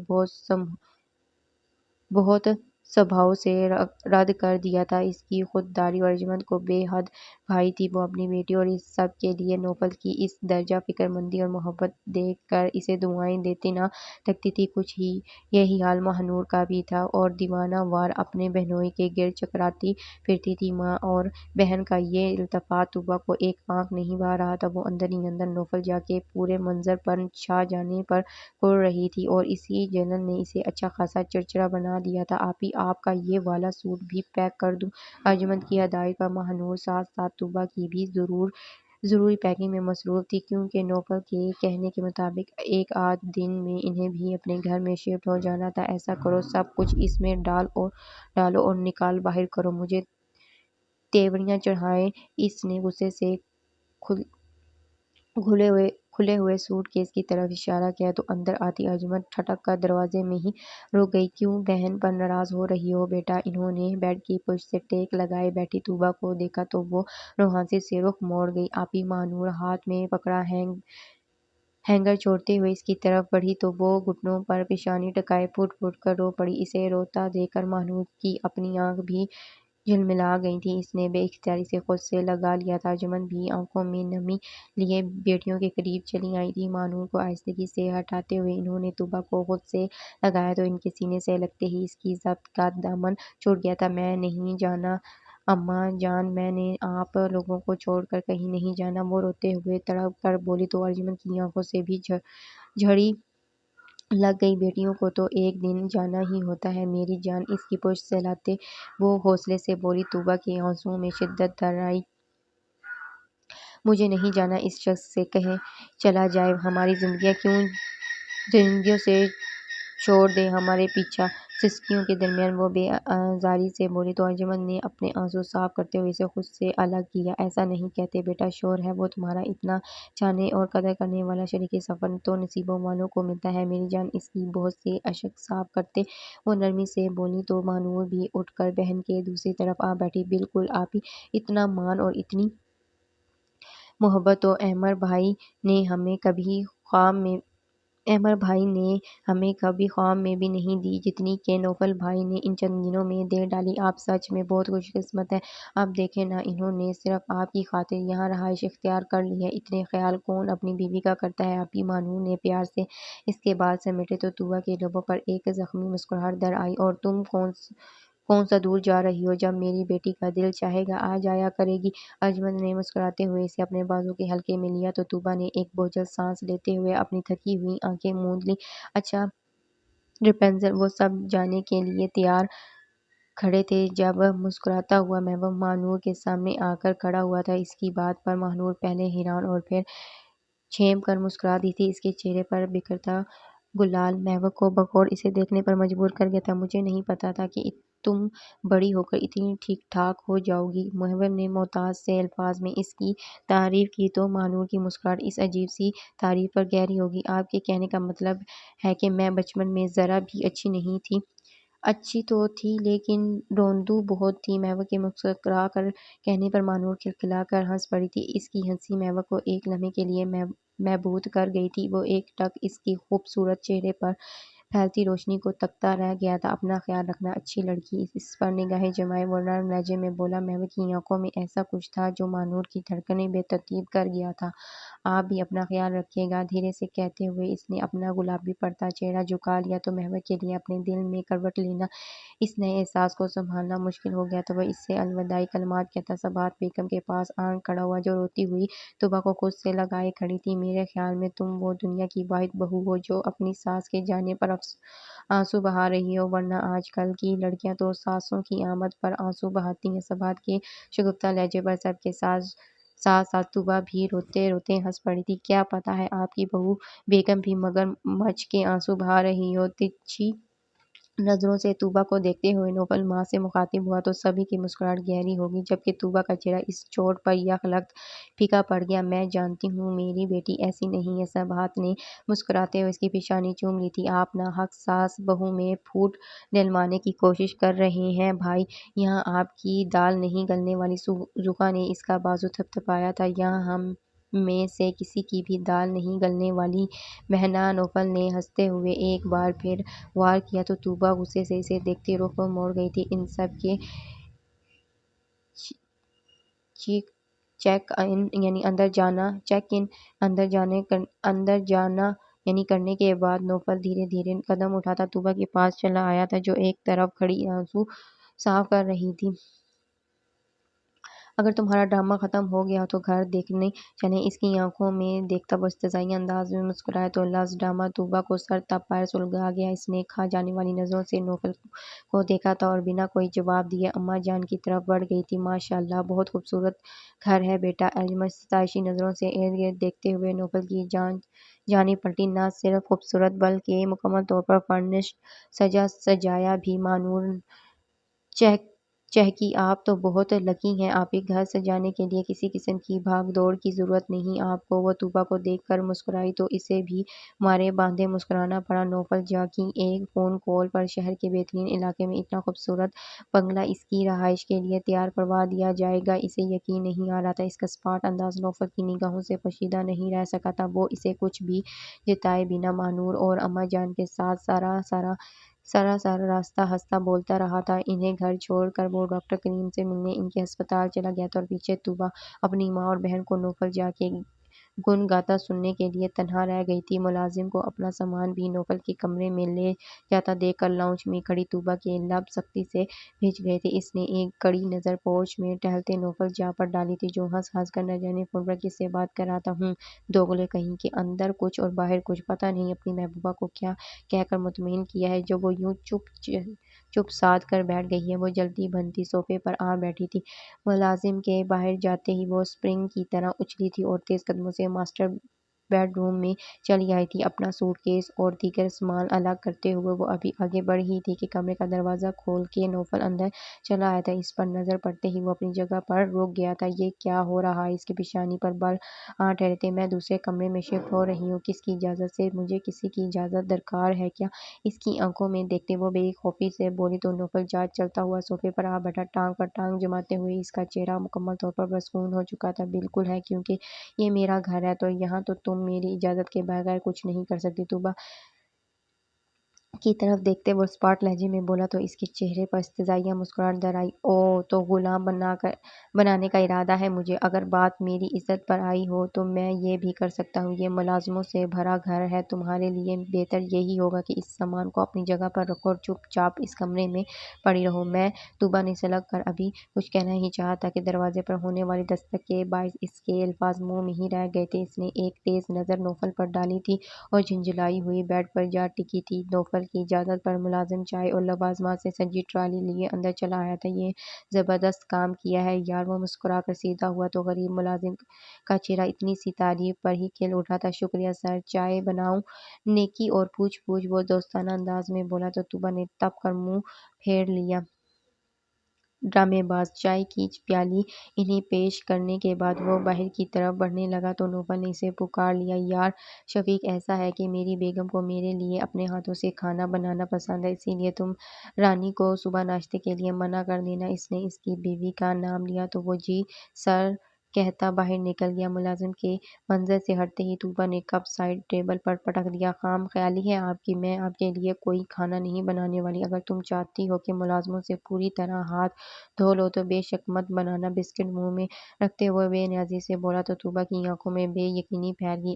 آپ نہایت ہی ہینڈسم ہیں، جانتا ہوں۔ اس کی بات اچکتے ہوئے وہ سکون سے مسکرایا تو طوبیٰ کے پیروں سے لگی اور سر پر بھنجی دانت پیستے ہوئے ایک جھٹکے سے اٹھی اور دھم دھم کرتی جا کر باتھ روم میں بند ہو گئی۔ دروازے کی دھاڑ پر نوفل نے سر جھٹکتے ہوئے چائے کا کپ لبوں سے لگا لیا تھا۔ کھانے کی میز پر فاروق نظامی اپنی اہلیہ، بہو بیٹی اور دونوں بیٹیوں کے ساتھ موجود تھے۔ سب کے درمیان معمولی گپ شپ جاری تھی۔ ایسے میں نگین کی مکمل خاموشی مسز فاروق کو بے چین کر گئی تھی۔ نوفل جا کی شادی کو ہفتہ ہو گیا تھا، لیکن نگین کا گم سم کھویا سا انداز تھا، حال برقرار تھا۔ اپنی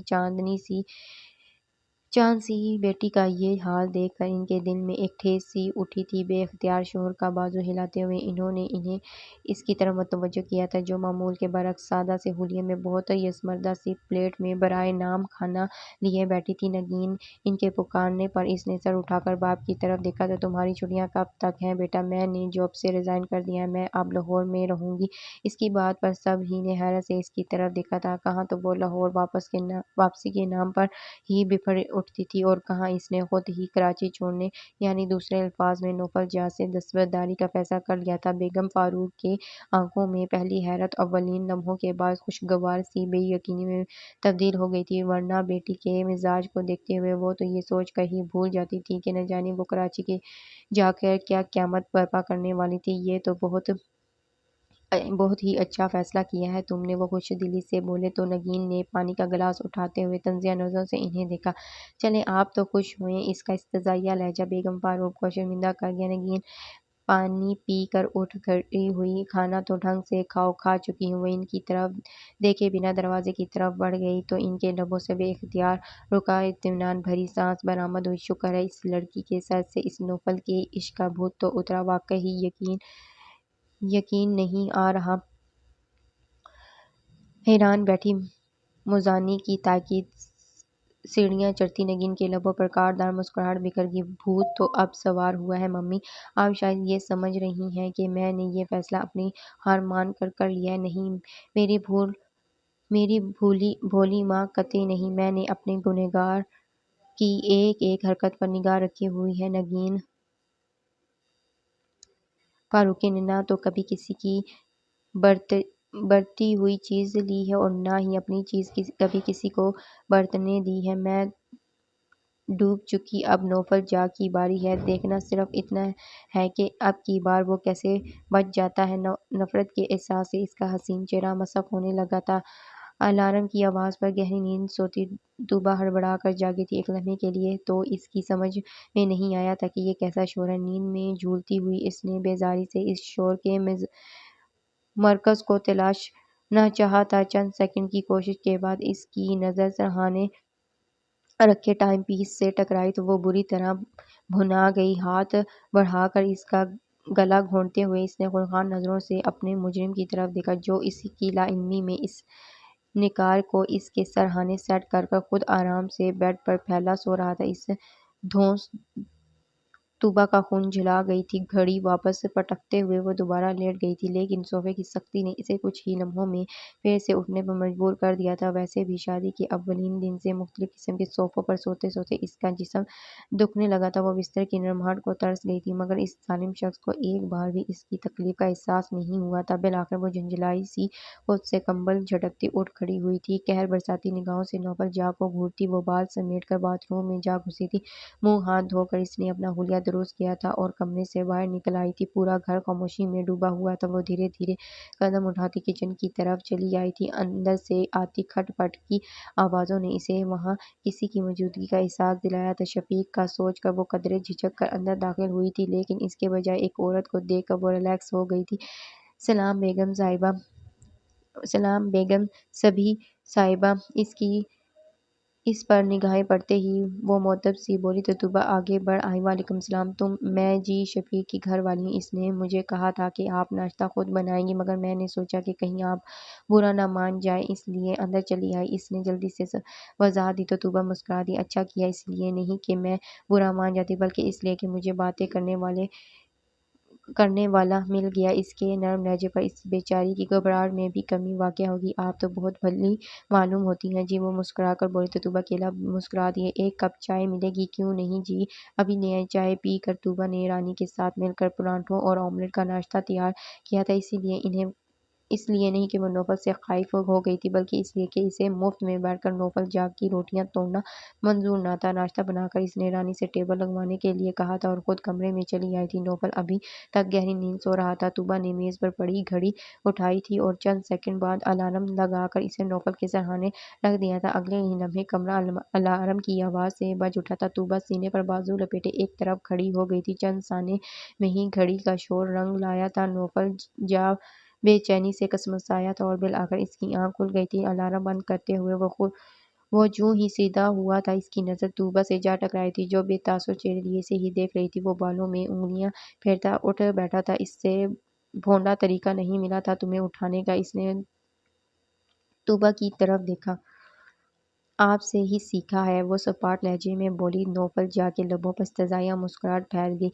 मुझे तो और भी बहुत से तरीके आते हैं, कहो तो वो भी सिखा दूं। गहरी नज़रों से इसे देखता वो मानी खेजी से बोला तो तूबा का चेहरा जल उठा। जाकर इन मोहतरमा को सिखाएं, गड़बड़ा कर कहते वो आईने के सामने जा खड़ी हुई। नौफल ने हिफ्ज़ उठाती निगाहों से इसके सुर्ख चेहरे को देखा। इन मोहतरमा का नाम नगीन है, नगीन फारूक। मैंने नाश्ता बना लिया। इसकी बात इन अनसुनी किए वो तब कर इसकी तरफ पलटी तो नौफल के लबों पर दिल जलाने वाली मुस्कुराहट आ ठहरी। तूबा का गुस्सा दो चंद हो गया। और ये मत समझिएगा कि मैं आपका हुक्म बजा लाई हूँ।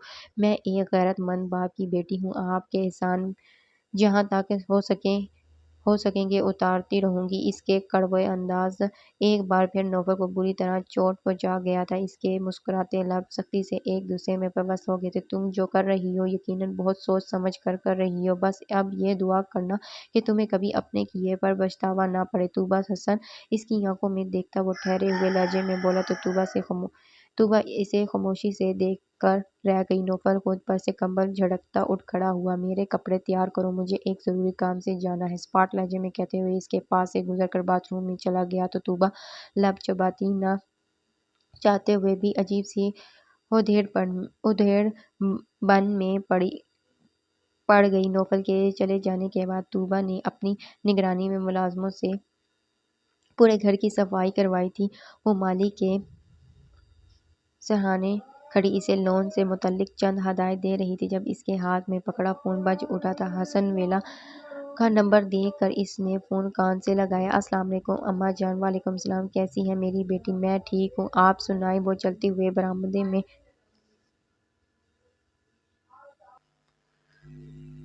حسن ویلا کا نمبر دیکھ کر اس نے فون کان سے لگایا تھا۔ السلام علیکم اماں جان۔ وعلیکم السلام، کیسی ہیں میری بیٹی؟ میں ٹھیک ہوں، آپ سنائیں؟ وہ چلتے ہوئے برآمدے میں رکھی کرسی پر آ بیٹھی۔ اللہ کا شکر ہے بھائی، جس طرح سے تم جاتے ہوئے اداس تھی، مجھے تو لگا تھا کہ آج صبح نوفل کے ساتھ ہی آ جاؤ گی۔ وہ مسکراتے لہجے میں بولی تو ان کی بات سنتے طوبا چونک گئی۔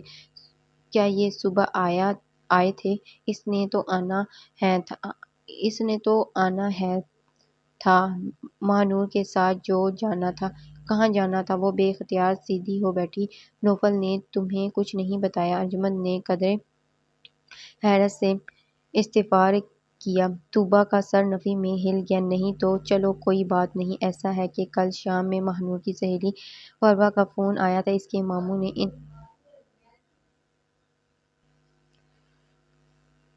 چلو کوئی بات نہیں۔ ایسا ہے کہ کل شام میں نور کی سہیلی فروا کا فون آیا تھا، اس کے ماموں نے ان دونوں کے لیے اپنے کسی دوست کی فارم میں انٹرویو شپ کا بندوبست کروایا ہے، مگر شرط یہ تھی کہ انہیں آج صبح وہاں جوائننگ دینی تھی۔ پھر رات میں نوفل نے سونے سے پہلے حال احوال کے لیے فون کیا تو ماہ نور نے اسے بھی ساری بات بتا دی۔ بس جی پھر کیا تھا، اس نے اسے وہاں اکیلے جانے سے قطعی منع کر دیا اور صبح اب اسے خود لے کر گیا تاکہ وہاں کا ماحول دیکھ سکے۔ تھوڑی دیر بیشتر ماہ نور کا فون آیا تھا، ہنس کر بتا رہی تھی کہ جب تک نوفل بھائی نے فروا کے ماموں اور ان کے دوست سے بات نہیں کی، فرم کا خود جائزہ نہیں لیا، تب تک اسے وزٹر روم، باہر سے آنے والوں کے لیے مخصوص کیا گیا کمرے سے بھی باہر نہیں آنے دیا۔ وہ بتاتے ہوئے خود بھی ہنس پڑی تو طوبا نے بے اختیار اپنا نچلا لب دانتوں تلے دبا لیا۔ تو یہ وجہ تھی صبح کے لیے الارم لگانے کی، اور وہ سمجھ رہی تھی کہ شاید اپنی منمانیاں کرنے کو نوفل نے اسے صبح سویرے جگا دیا تھا۔ عجیب سی ندامت محسوس کرتے ہوئے اس نے اپنی پیشانی مسلی تھی۔ اچھا اب ایک بات سنو، نوفل سے کوئی گلہ مت کرنے بیٹھ جانا، یہ کوئی اتنی بڑی بات نہیں ہے۔ ویسے بھی جب ماہ نور کی نوفل سے بات ہوئی تھی تو تم شاید سو رہی تھی۔ انہوں نے اپنے تئیں اسے سمجھانا چاہا تھا۔ بے فکر نہیں کروں گی، وہ دھیرے سے بولی تو ارجمند مطمئن ہو گئی۔ چند ایک باتوں کے بعد فون بند ہو گیا تھا اور طوبا نے بے دلی سے سیٹ ایک طرف ڈال دیا۔ کیا ضرورت تھی اسے الٹا سیدھا اندازے لگانے کی؟ بیزاری بھری شرمندگی سے سوچتے ہوئے اس نے ارد گرد دیکھا تھا، مگر پھر اس شخص کے بھی تو ہزار روپ تھے، اب اسے کیا پتا کہ اس کے دماغ میں کیا چل رہا ہے۔ مگر تم بھی تو اس حوالے سے ہی اپنی سوچوں کو تھوڑا مثبت رخ دو۔ ایک آواز اس کے اندر سے آئی تھی، اس کے لبوں پر ایک تلخ مسکراہٹ در آئی۔ یہ بے اعتباری بھی تو انہی کی عطا کردہ ہے، لیکن نہیں، وہ سب کے لیے شجرِ سایہ دار تھے اور بن سکتے ہیں سوائے ایک میری ذات کے۔ وہ اپنے دل کی یہ آواز کو دباتی معلول سے اٹھ کھڑی ہوئی تھی، مگر اس کے اندر پھیلے اضطراب کچھ اور بڑھ گیا تھا۔ دن کچھ آگے بڑھے تھے۔ نوفل جاں نے تو جیسے ارجمند اور ماہ نور پر کوئی جادو کر دیا تھا۔ اس تمام عرصے میں کوئی دن ایسا نہ گزرا تھا جب وہ ارجمند سے صبح دعا کے لیے بغیر آفس گیا تھا، کوئی رات ایسی نہ تھی جب اس نے کراچی کے ساتھ ساتھ حسن ویلا کی خبر گیری نہ کی تھی۔ اس کا احساسِ ذمہ داری کبھی کبھی طوبا کو حیران کرنے لگا تھا۔ حسن مجتبیٰ کے 40ویں کا سارا انتظام بھی اس نے خود کیا تھا۔ کراچی سے سباہت ختم میں شرکت کی خواہشمند تھی، لیکن انہی دنوں ضحیٰ کے امتحان تھے جن کے پیش نظر طوبا نے انہیں خود منع کر دیا تھا۔ ان سب سے طوبا کی روز ہی بات ہوتی تھی۔ سباہت کا اصرار تھا کہ وہ دونوں اب کہیں گھومنے پھرنے کے لیے جائیں، اور طوبا اپنی یونیورسٹی دوبارہ شروع کرنے سے پہلے ایک چکر اپنے اصلی گھر بار یعنی کراچی کا بھی لگا لگا جائے، لیکن نوفل ماں کی اس فرمائش کو مسلسل ٹالے دے رہا تھا اور طوبیٰ ہر بار ان کی اس درجہ محبت کے آگے شرمندہ ہونے کو تنہا رہ جاتی تھی۔ بالآخر تنگ آ کر اس نے یونیورسٹی دوبارہ جوائن کرنے کا فیصلہ کر لیا تھا، مگر فون کر کر اس نے ارجمن سے ڈرائیور کے ہاتھ اپنی گاڑی، کتابیں اور چند ایک ضروری چیزیں بھجوانے کے لیے کہا تھا۔ وہ کم سے کم اپنے ذاتی کاموں اور آمد رفت کے لیے نوفل جا کی محتاج نہیں ہونا چاہتی تھی۔ وہ دونوں روزانہ کی طرح خاموشی سے ناشتے کی میز پر ناشتے میں مصروف تھے اور جب دروازے پر دستک دے کر شفیق اندر چلا آیا تھا، سر باہر کوئی احمد گاڑی لے کر آیا ہے۔ احمد؟ نوفل نے اخبار پر سے نظریں اٹھاتے ہوئے اٹھ کر شفیق کو دیکھا تو طوبیٰ بول اٹھی، ڈرائیور احمد، میں نے اپنی گاڑی منگوائی ہے۔ اس کی بات پر نوفل کے چہرے پر ناگواری چھا گئی۔ کس لیے؟ میں آج سے یونیورسٹی جوائن کرنا چاہتی ہوں۔ تو نوفل نے بھویں اچکائیں۔ تو یہ کہ اس کے لیے مجھے اپنے کنوینس چاہیے۔ شفیق کے سامنے نوفل کا تشویشی انداز طوبیٰ کو بری طرح سلجھا گیا تھا۔ اس کے جواب پر نوفل نے پلٹ کر شفیق کو دیکھا تھا۔ اس سے کہو کہ گاڑی واپس لے جائے۔ لیکن میں، طوبیٰ نے کچھ کہنا چاہا تھا، مگر نوفل کے انتہائی سخت نظروں نے اس کی زبان تالو سے لگا دی تھی۔ وہ بے حد غصے میں تھا اور طوبیٰ نہ چاہتے ہوئے بھی خائف ہو گئی تھی۔ شفیق کے باہر نکلتے ہی نوفل نے پاس پڑا موبائل اٹھا کر کوئی نمبر ملایا تھا اور فون کان سے لگایا تھا۔ وعلیکم السلام، کیسے ہو جمشید؟ اس کی بات پر طوبیٰ نے چور نظروں سے اسے دیکھا۔ اللہ کا شکر ہے۔ اچھا، پھر اس گاڑی کا کیا بنا جو میں نے اس دن پسند کی تھی؟ اور طوبیٰ نے اپنی جگہ پر ساکت رہ گئی تھی۔ تو کیا وہ اس کے لیے پہلے سے ہی گاڑی لینے کا ارادہ رکھتا تھا؟ بے یقینی سے سوچتے ہوئے اس کی نظر اپنی پلیٹ پر جم گئی تھی۔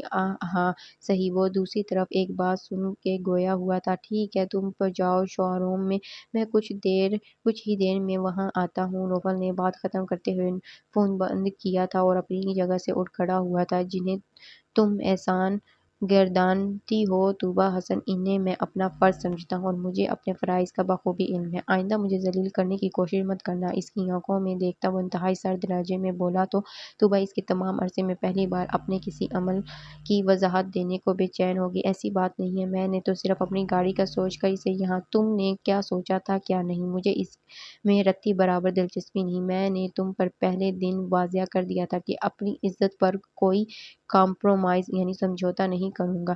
کیا ثابت کرنا چاہتی تھی تم اماں جان اور مانہور پر کہ اپنے گھر کے ملازموں اور یہاں کے نوکروں پر کہ میں تمہاری ذمہ داری اٹھانے کا اہل نہیں ہوں؟ میں تمہارے لیے اپنی جیب سے ایک گاڑی تک نہیں خرید سکتا۔ میرا یقین کریں، میں ایسا کچھ ثابت نہیں کرنا چاہتی تھی۔ بے بسی سے کہتے وہ اپنی جگہ سے اٹھ کھڑی ہوئی تھی۔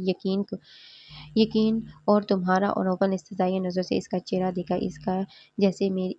اس کا جسے میری صورت سے نفرت ہے اور جس کی نظروں میں اس شادی کی کوئی اہمیت نہیں، جسے یاد ہے تو صرف اپنا درد اور اپنا رد کیا جانا، باقی اسے کسی حقیقت سے کوئی سروکار نہیں۔ اس کی آنکھوں میں دیکھتا وہ بولتا چلا گیا اور طوبیٰ نظریں چرانے پر مجبور ہو گئی۔ اس کا نگاہیں چرانا نوفل جا کے لبوں پر زخم خوردہ مسکراہٹ بکھیر گیا۔ وہ دھیرے دھیرے قدم اٹھاتا اس کے مقابل آن کھڑا ہوا۔ اسے اپنی سامنے پا کر طوبیٰ کی بھوری سی آنکھیں اس پر جم گئی۔ تم یقین کی دہائی دوبارہ کبھی مت دینا طوبیٰ حسن، کیونکہ یہ لفظ تم جیسے بے یقین لڑکی کے منہ سے اچھے نہیں لگتے۔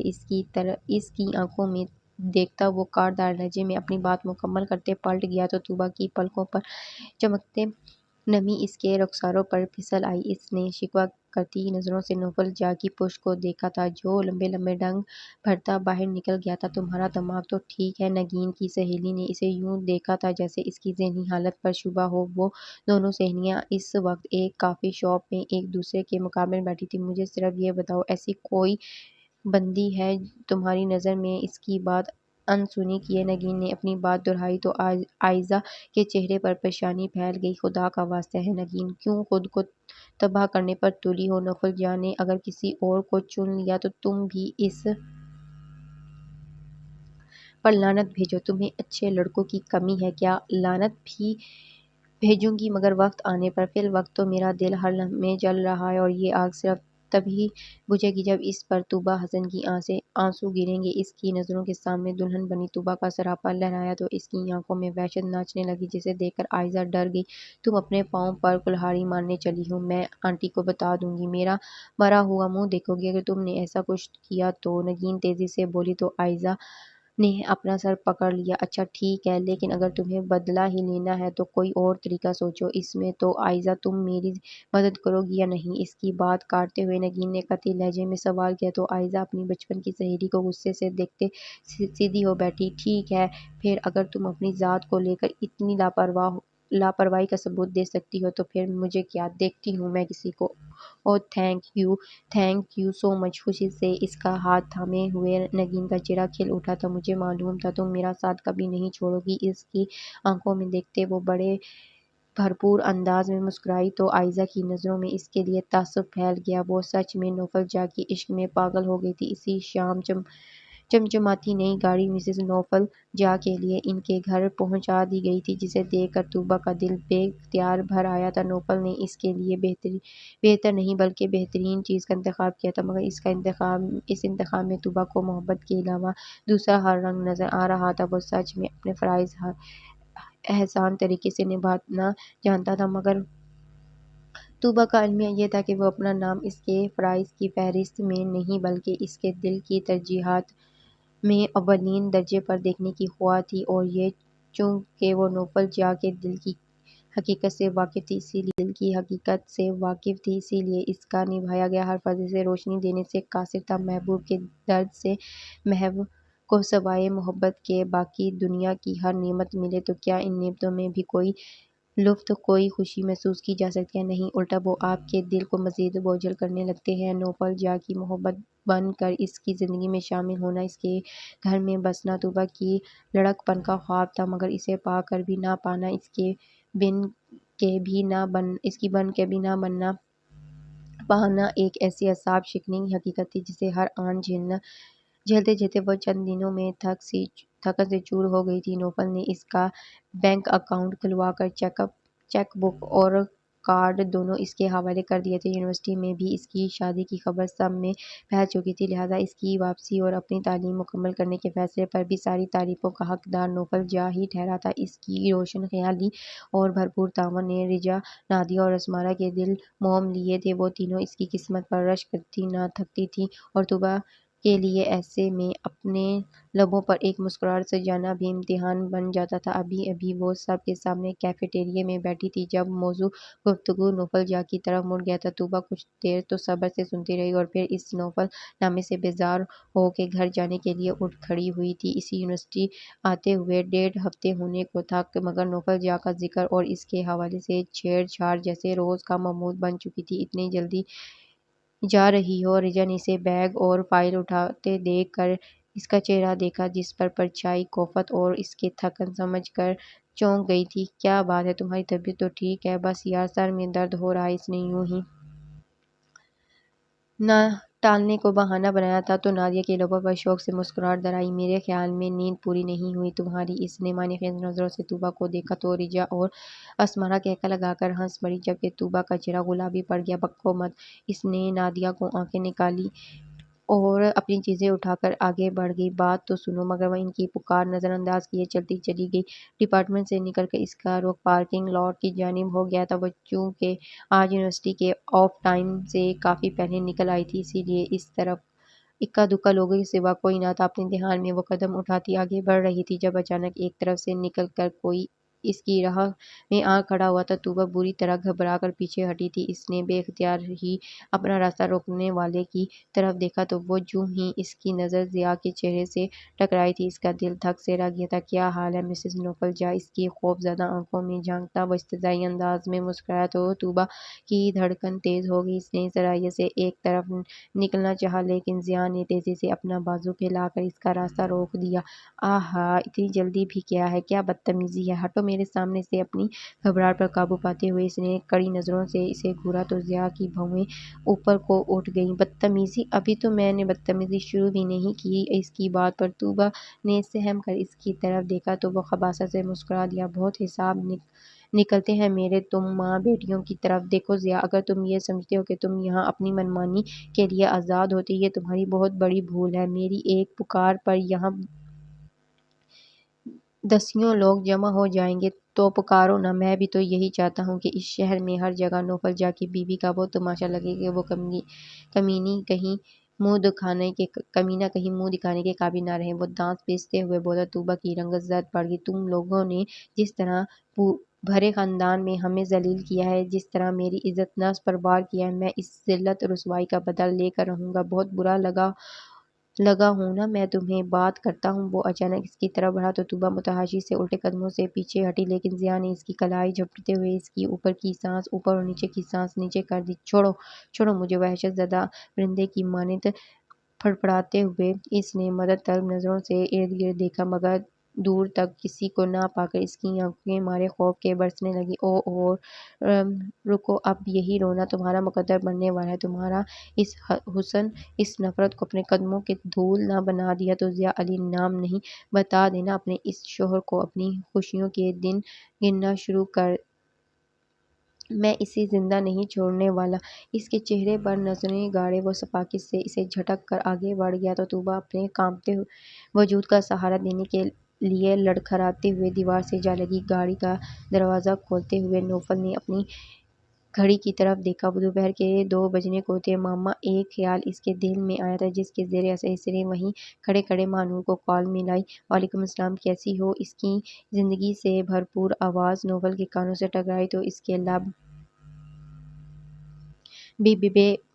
بھی بے اختیار مسکرا دیے۔ میں ٹھیک ہوں بھائی، آپ سنائیں؟ اللہ کا شکر ہے۔ اچھا یہ بتاؤ، لنچ تو نہیں کیا؟ ابھی تو نہیں ماہنور، چوکی کرنا بھی مت، ہم سب آج لنچ مل کر باہر کریں گے۔ یاہو! ماہنور کا نعرہ نوفل کی مسکراہٹ گہری کر گیا۔ تم ہاف ڈے لے لو، میں اماں جان کو پک اپ کر کے تمہاری طرف آتا ہوں۔ اور آپی؟ وہ اپنی گاڑی میں آ جائے گی، تم جگہ سوچ کے اسے انفارم کر دو۔ نوفل دروازہ کھول کر اندر بیٹھتے ہوئے بولا تو ماہنور نے خوشی خوشی اس بات میں سر ہلاتے ہوئے فون رکھ دیا۔ نوفل نے گاڑی اسٹارٹ کرتے ہوئے حسن میلہ کے راستے پر ڈال دی۔ اپنی منزل پر پہنچ کر اس نے ہارن دیا تو گیس نے جھٹ سے گیٹ وا کر دیا۔ نوفل نے اپنی دھیان میں گاڑی آگے بڑھائی، لیکن جو ہی اس کی نظر پورچ میں کھڑی طوبیٰ کی گاڑی سے ٹکرائی وہ چونک گیا۔ طوبیٰ بی بی کب آئیں گیس؟ وہ باہر نکلتے ہوئے اس نے چوکیدار کی طرف دیکھا تو اس کے قریب چلا آیا۔ بھئی تھوڑی دیر پہلے آئی ہیں۔ اس کے جواب پر وہ اس بات میں سر ہلاتا اندر چلا آیا۔ خلاف معمول نیچے خاموشی چھائی ہوئی تھی۔ وہ ایک نظر کچن میں جھانکتا اوپر چلا آیا، لیکن اس سے پہلے کہ وہ ارجمند بیگم کو پکارتا ان کے کمرے سے آتی طوبیٰ کے رونے کی آوازیں سن کر وہ اپنی جگہ پر ساکت رہ گیا۔ اماں جان، اس نے نہ صرف میرا راستہ روکا بلکہ میرا ہاتھ بھی پکڑ لیا تھا۔ کیا پریشانی سے بیٹی کی بات سنتے ارجمند نے دہل کر اپنا کلیجہ تھام لیا، جبکہ باہر کھڑے نوفل کی پیشانی شکن آلود ہو گئی تھی۔ یہ کس نے طوبیٰ کے ساتھ بدتمیزی کی جرأت کی تھی؟ لب بھینچے اس نے غصے سے ایک نظر کھلے دروازے پر ڈالی تھی۔ تو تم نے کسی کو پکارا کیوں نہیں؟ انہوں نے بے چینی سے استفسار کیا۔ وہاں کوئی بھی نہیں تھا اس وقت۔ اس کی آنسوں میں ڈوبی آواز نوفل کے سماعتوں سے ٹکرائی تو اس کی مٹھیاں سختی سے بھیج گئیں۔ یہ گھٹیا حرکت آخر کس کی تھی؟ نوفل کو اپنا خون کنپٹیوں میں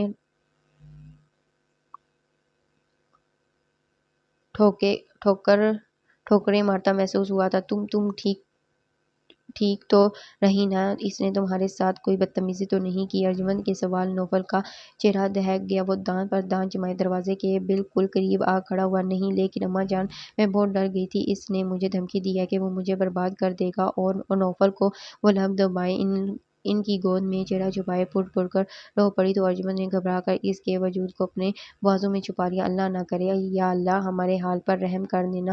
اور نوفل کے لیے خود پر مزید قابو پانا ممکن نہ رہا تھا۔ وہ بڑھا تھا اور کمرے میں داخل ہو گیا تھا۔ کون تھا وہ؟ اس کی اچانک ابھرنے والی آواز پر طوبیٰ اور ارجمند باقاعدہ کانپ اٹھی تھی۔ ایک جھٹکے سے سیدھا ہوتے ہوئے طوبیٰ نے دروازے کی سمت دیکھا تھا۔ نوفل جیا کو اپنے سامنے پا کر اس کی آنکھیں پھیل گئی تھیں۔ اس کی سرخ نگاہیں طوبیٰ کے بھیگے ہوئے چہرے پر جا ٹھہری تھیں۔ میں پوچھ رہا ہوں کون تھا وہ؟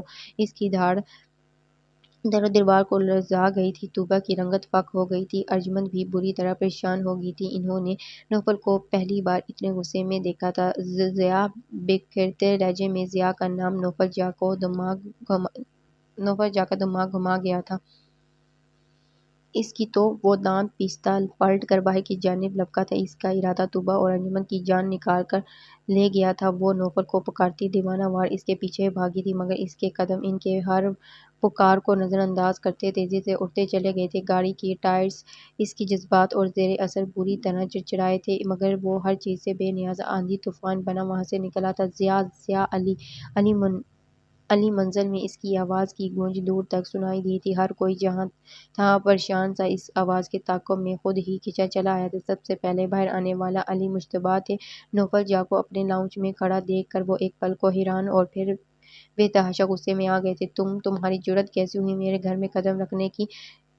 تیز قدموں سے چلتا وہ اس کے مقابل آن کھڑے ہوئے تھے تو نوفل کی تن نگاہیں ان کے چہرے پر آن ٹھہری تھی۔ اسی دوران تائی جان سمیت ان کی بہو بیٹیاں اور اسما پھپھو، جو اتفاقاً آج بھائی کے گھر آئی ہوئی تھیں، وہاں پہنچ گئی تھیں۔ نوفل کو دیکھ کر ان کے سب کی بھی وہی کیفیت ہوئی تھی جو تایا جان کی تھی۔ ضیا کہاں ہے؟ علی صاحب کے غصے کو خاتمے میں لائے بنا وہ سرد لہجے میں بولا تو اس کا انہیں یوں نظر انداز کرنا جلتی پر تیل کا کام کر گیا تھا۔ میں نے پوچھا ہے کہ تمہاری جرأت ضیا کہاں ہے؟ وہ ان سے بھی بلند آواز میں چلایا تو سب کے ساتھ ساتھ علی مشتبہ بھی دنگ رہ گئے تھے۔ اسی وقت لاؤنج کا داخلی دروازہ کھول کر ضیا اپنے دھیان میں اندر داخل ہوا تھا، لیکن جوں ہی اس کی نظر نوفل جاہ پر پڑی تھی وہ حیرت کی زیادتی کے باعث بوکھلا گیا تھا۔ نوفل جاہ اتنی جلدی اور اتنی اچانک وارد ہو جائے گا اسے اندازہ نہ تھا۔ ضیا کے چہرے پر نظریں پڑتے ہی نوفل عقاب کی طرح پلٹ کر اس پر جھپٹا تھا اور اس کے کچھ کہنے سننے سے پہلے ہی اس نے کھینچ کر ایک گھونسا اس کے منہ پر جڑ دیا تھا۔ ساری خواتین خوف زدہ سے چلائی تھیں۔ نوفل نے دوسرا ہاتھ بھی اسی طاقت سے مارا تھا۔ تمہاری اتنی جرأت کہ تم نے میری بیوی کا ہاتھ پکڑا، اس کا راستہ روکا؟ نوفل کا چہرہ شدت و غضب سے دہک رہا تھا۔ علی مشتبہ بیٹے کو بچانے کے لیے آگے بڑھے تھے، مگر اسے نوفل کے عتاب سے بچانا تو دور، وہ اس کے قریب بھی نہ بھٹک پائے تھے۔ ضیاء البتہ دو ہاتھ پڑنے کے بعد خود کو سنبھال کر نوفل پر حملہ آور ہوا تھا۔ اس کا ہاتھ بھی نوفل کے چہرے پر پڑا تھا۔ مجھے پتہ تھا کہ تمہاری دم پر پاؤں ضرور آئے گا، ابھی تو میں نے صرف ہاتھ پکڑا ہے اس کمینی کو تو مگر میں نے اپنی اور نوفل کو تو جیسے کسی نے شعلہ دکھا دیا تھا۔ وہ بھڑکا تھا اور ایسا بھڑکا تھا کہ اس نے ضیاء کو دھنک کے رکھ دیا تھا۔ اسی دوران نہ جانے کون ملازم کو بلا لایا تھا جنہوں نے کھینچا تانی کے اسے نوفل کے شکنجے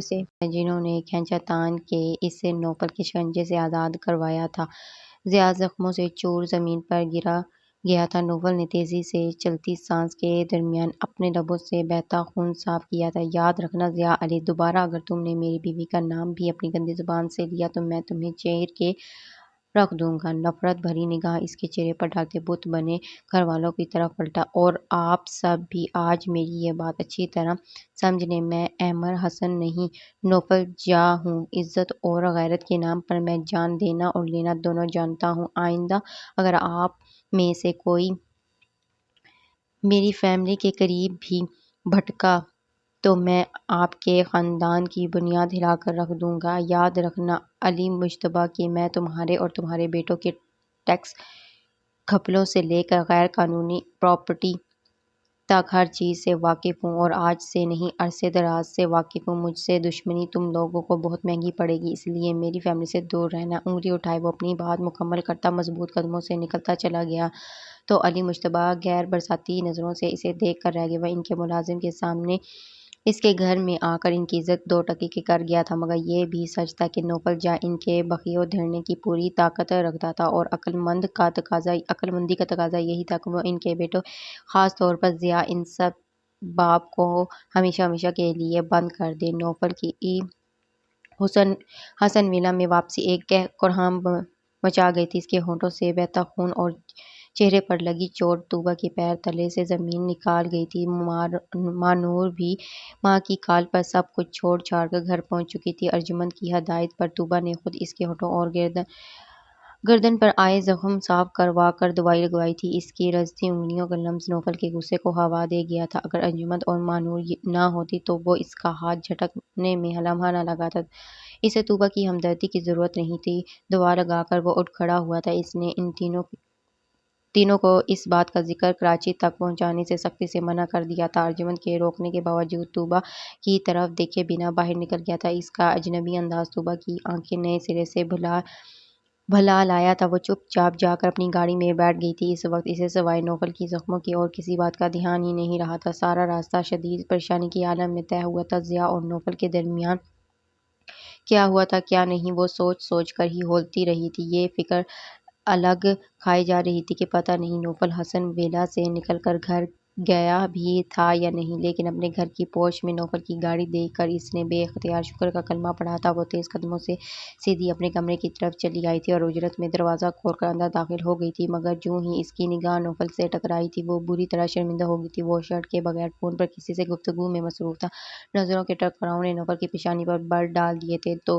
توبہ خجل سی واپس پلٹنے کو تھی کہ تبھی اس کی نظر نوفل کے چوڑی پشت پر لگے زخم اور اس کے گرد جمے خون پر جا ٹھہری تھی۔ وہ پریشانی سے اپنی جگہ پر رک گئی تھی۔ اسے رکتا دیکھ کر نوفل نے ایک سرد نگاہ اس پر ڈالی تھی اور وہ دوبارہ فون کی طرف متوجہ ہو گیا تھا۔ نہیں، میں نہیں چاہتا کہ ضیاء کی دوبارہ اتنی جرأت ہو، اس لیے آج ہی اس کے باپ بیٹوں کو تھانے بلواؤ اور ایسے کان کھولو کہ اگلی بار یہ ایسی کسی بے ہودہ حرکت سے پہلے 10 بار سوچے۔ وہ اپنی کالج کے دوست سلمان سے مخاطب تھا، جو آج کل پولیس ڈپارٹمنٹ میں ایک بڑے عہدے پر تعینات تھا۔